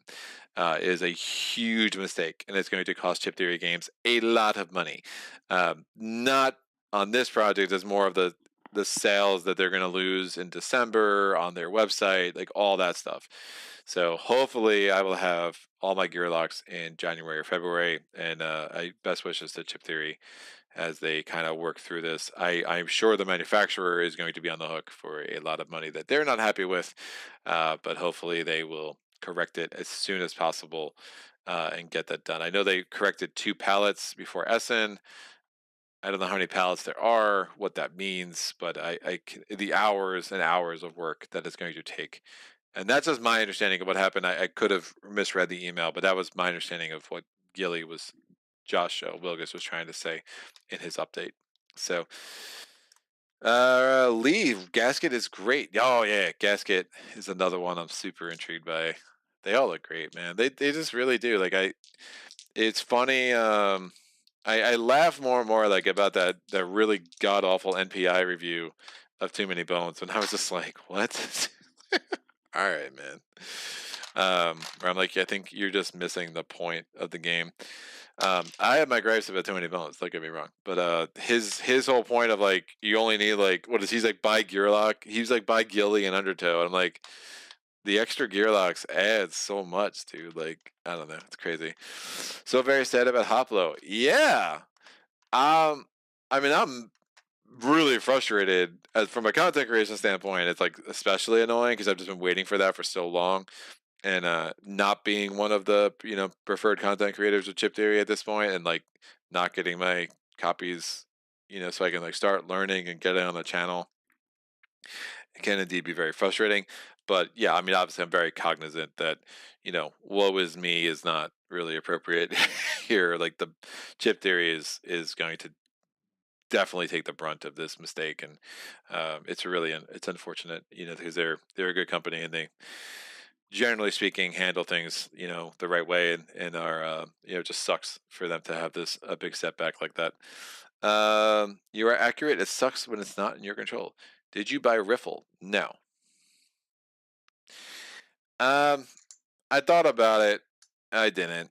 And again, I think that's another thing too. Like, I don't know, man. Like, I don't expect Chip Theory to think I'm the greatest thing ever, but it's one of those things. Like, I to drop $50 when you count shipping for one gearloc, just it's not there for me. 30 is like barely there for me. And when it's part of a big pledge, and I understand the shipping and it's expensive, and they, if they could add that to a campaign, I'd buy it in a heartbeat. There is just something about the value that I'm like, dude, I'm sorry, I can't, justify it. I'm super intrigued. Maybe I'll pick it up one day. It will come out again. I think I'd be more likely to want to get it had I gone through Automaton of Shale. But again, it's another thing. Like the value is just not there for me. Like I just have too many games, and I spend, how I spend money on games. Like because I still want to support channels, and I buy things, and I'm not only out there getting review copies of stuff, but at some point I have to draw lines, and my lines are probably arbitrary. We all have to draw our lines somewhere. And for me, I'm just like, I just don't see the value there to spend $60 for something that's gonna just sit on my shelf. And I thought that about Splice and Dice for a long time too. I'm like, what's the value? And like they sent me a review copy, like I love it. But at least Splice and Dice, I got like 5 new Tyrants, I got 2 more modes of play, I got all these new baddies for the same price as Automaton of Shale, which I'm like, literally I'm gonna play through once and then have a book on my shelf. I don't know. I mean, I know people really love it. I think once you do that and you do the riddle, it's great. Then I think Riffle is going to make a lot more sense and be a lot more exciting. I mean, as a former poker player, Riffle definitely intrigues me a lot, right? I'm really curious about how they built those mechanics, but I'm also like, it's one gearloc. Like, I wouldn't spend $20 for one Spirit and Spirit Island, and I think that's a fair comparison. Like, it's just a lot, dude. And I know the components are there, and you got to pay for playtesting and development, and all these things have to be really carefully balanced. It's just not there for me. I only asked her to play with Hoplo, and the team too many planes delayed due to this. Yeah, yeah, I did not. I did not, unfortunately. Um, so we'll see. I mean, one day things could change, and I'm a completionist on some level. I think we all are, but like I have my limits, and it's just this hobby is expensive, and things that have got like the Holy Grail, the new Holy Grail got my attention from Awakened Realms pretty hard. Oathsworn has my attention. The new Spirit Island content has my attention. I'm hoping I'm getting review copies of that from Greater Than Games, but that hasn't been confirmed. So just kind of, you know, at some point, the budget is like, value still matters to me, and and everything's more expensive now because shipping new realities, but and I think, and honestly, people were underpaid in this industry for too long. So I mean, I'm all about people getting what they're owed, and making a living out of making games and the enjoyment they get. But yeah, at some point, $50 for one gearloc is is a lot, dude. It is what it is. And I'm not one of those guys like screaming at chip theory games, and like some of the stuff they do irks me, but like it is what it is. Like they're having their fun, and they help other people have fun, and like some of the stuff they do just wouldn't be the way I would do things, but that doesn't mean they're wrong. It's just it is what it is. I think some of the commentary about chip theory games has gone a little bit too far, but I get where it's coming from too. I can kind of see the other side of like some of the things they do being a little bit like that might not be the greatest look for a company right now. But they do things a little different, and I don't know. It's a funny industry we are all in on various levels, for sure. So that is that. I'm sad. Stanza, I love you, Stanza, and we're gonna do this again off camera, and I promise I will take better care of you. Actually, I don't. You're probably gonna get walloped again. But that's how that goes. Tomorrow, I'm excited. We got the Bloody Inn tomorrow. I think it's a cool little game. It's a different. It's kind of fits in that niche of like Friday for me. I will be live later today with Dursu Salazar, otherwise known as Warlord Drake, otherwise known as Drake Seaward, otherwise known as, I don't know. He's a man of many names, but we're gonna be doing a playthrough of Return of the Apocalypse on his channel. So check that out. Again, it's Warlord Drake. If you were on the if you're in part of the Mage Knight Facebook group, he will be posting there when he officially gets a link. I think he's still figuring all that out. So we're gonna try to do that 6 o'clock tonight. And tomorrow, Bloody Inn. It's Friday morning. We're gonna have a playthrough of Spirit Island, which I'm really excited about. It's gonna be Shroud, and I'm doing Shadows again because I'm trying to get through the aspect cards. So I want to get through all the aspects, get through all the scenarios, and then once I'm done with that, then at that point, hopefully I'll have my copy of Horizons of Spirit Island, so I can start going through those spirits. Which early returns people seem to really, really like that package. Well, people seem to really, really like the spirits. Uh, the price point made necessary certain accommodations that I think for an experienced Spirit Island player, you're probably just going to want the spirits and throw away the rest. I'll see how I feel about that when I actually get the game. But the spirits, 5 new spirits, $30. I can't really beat that. Again, I think I'm getting a review copy. If they keep dragging their feet, I'm just gonna go buy it. So that's a different kind of thing. That's a different calculus, right? But at least again, you're getting 5, not just 1. So that's a different thing. So, but this was super fun. Thanks for the help. I think we caught most of the things as they happen. Yeah. The problem with cycling too many games is I'm finding it harder to not make mistakes when I play chip theory games, and that's the thing. So I'll be more cognizant of that. I'll be working on getting these better and more polished, and trying to get the time necessary to kind of practice before I go live again. But that's it. So yeah, 2 more live streams, and then I'm off for 2 weeks. I have a couple of things I'll be dropping while I'm gone, but super glad we've been able to have these 2 weeks to kind of just get a bunch of stuff on the channel that I've wanted to do for a while, and it's been a fun ride. So let's continue that tomorrow. Hope everyone has a fantastic day, and until next time, happy gaming. Solo.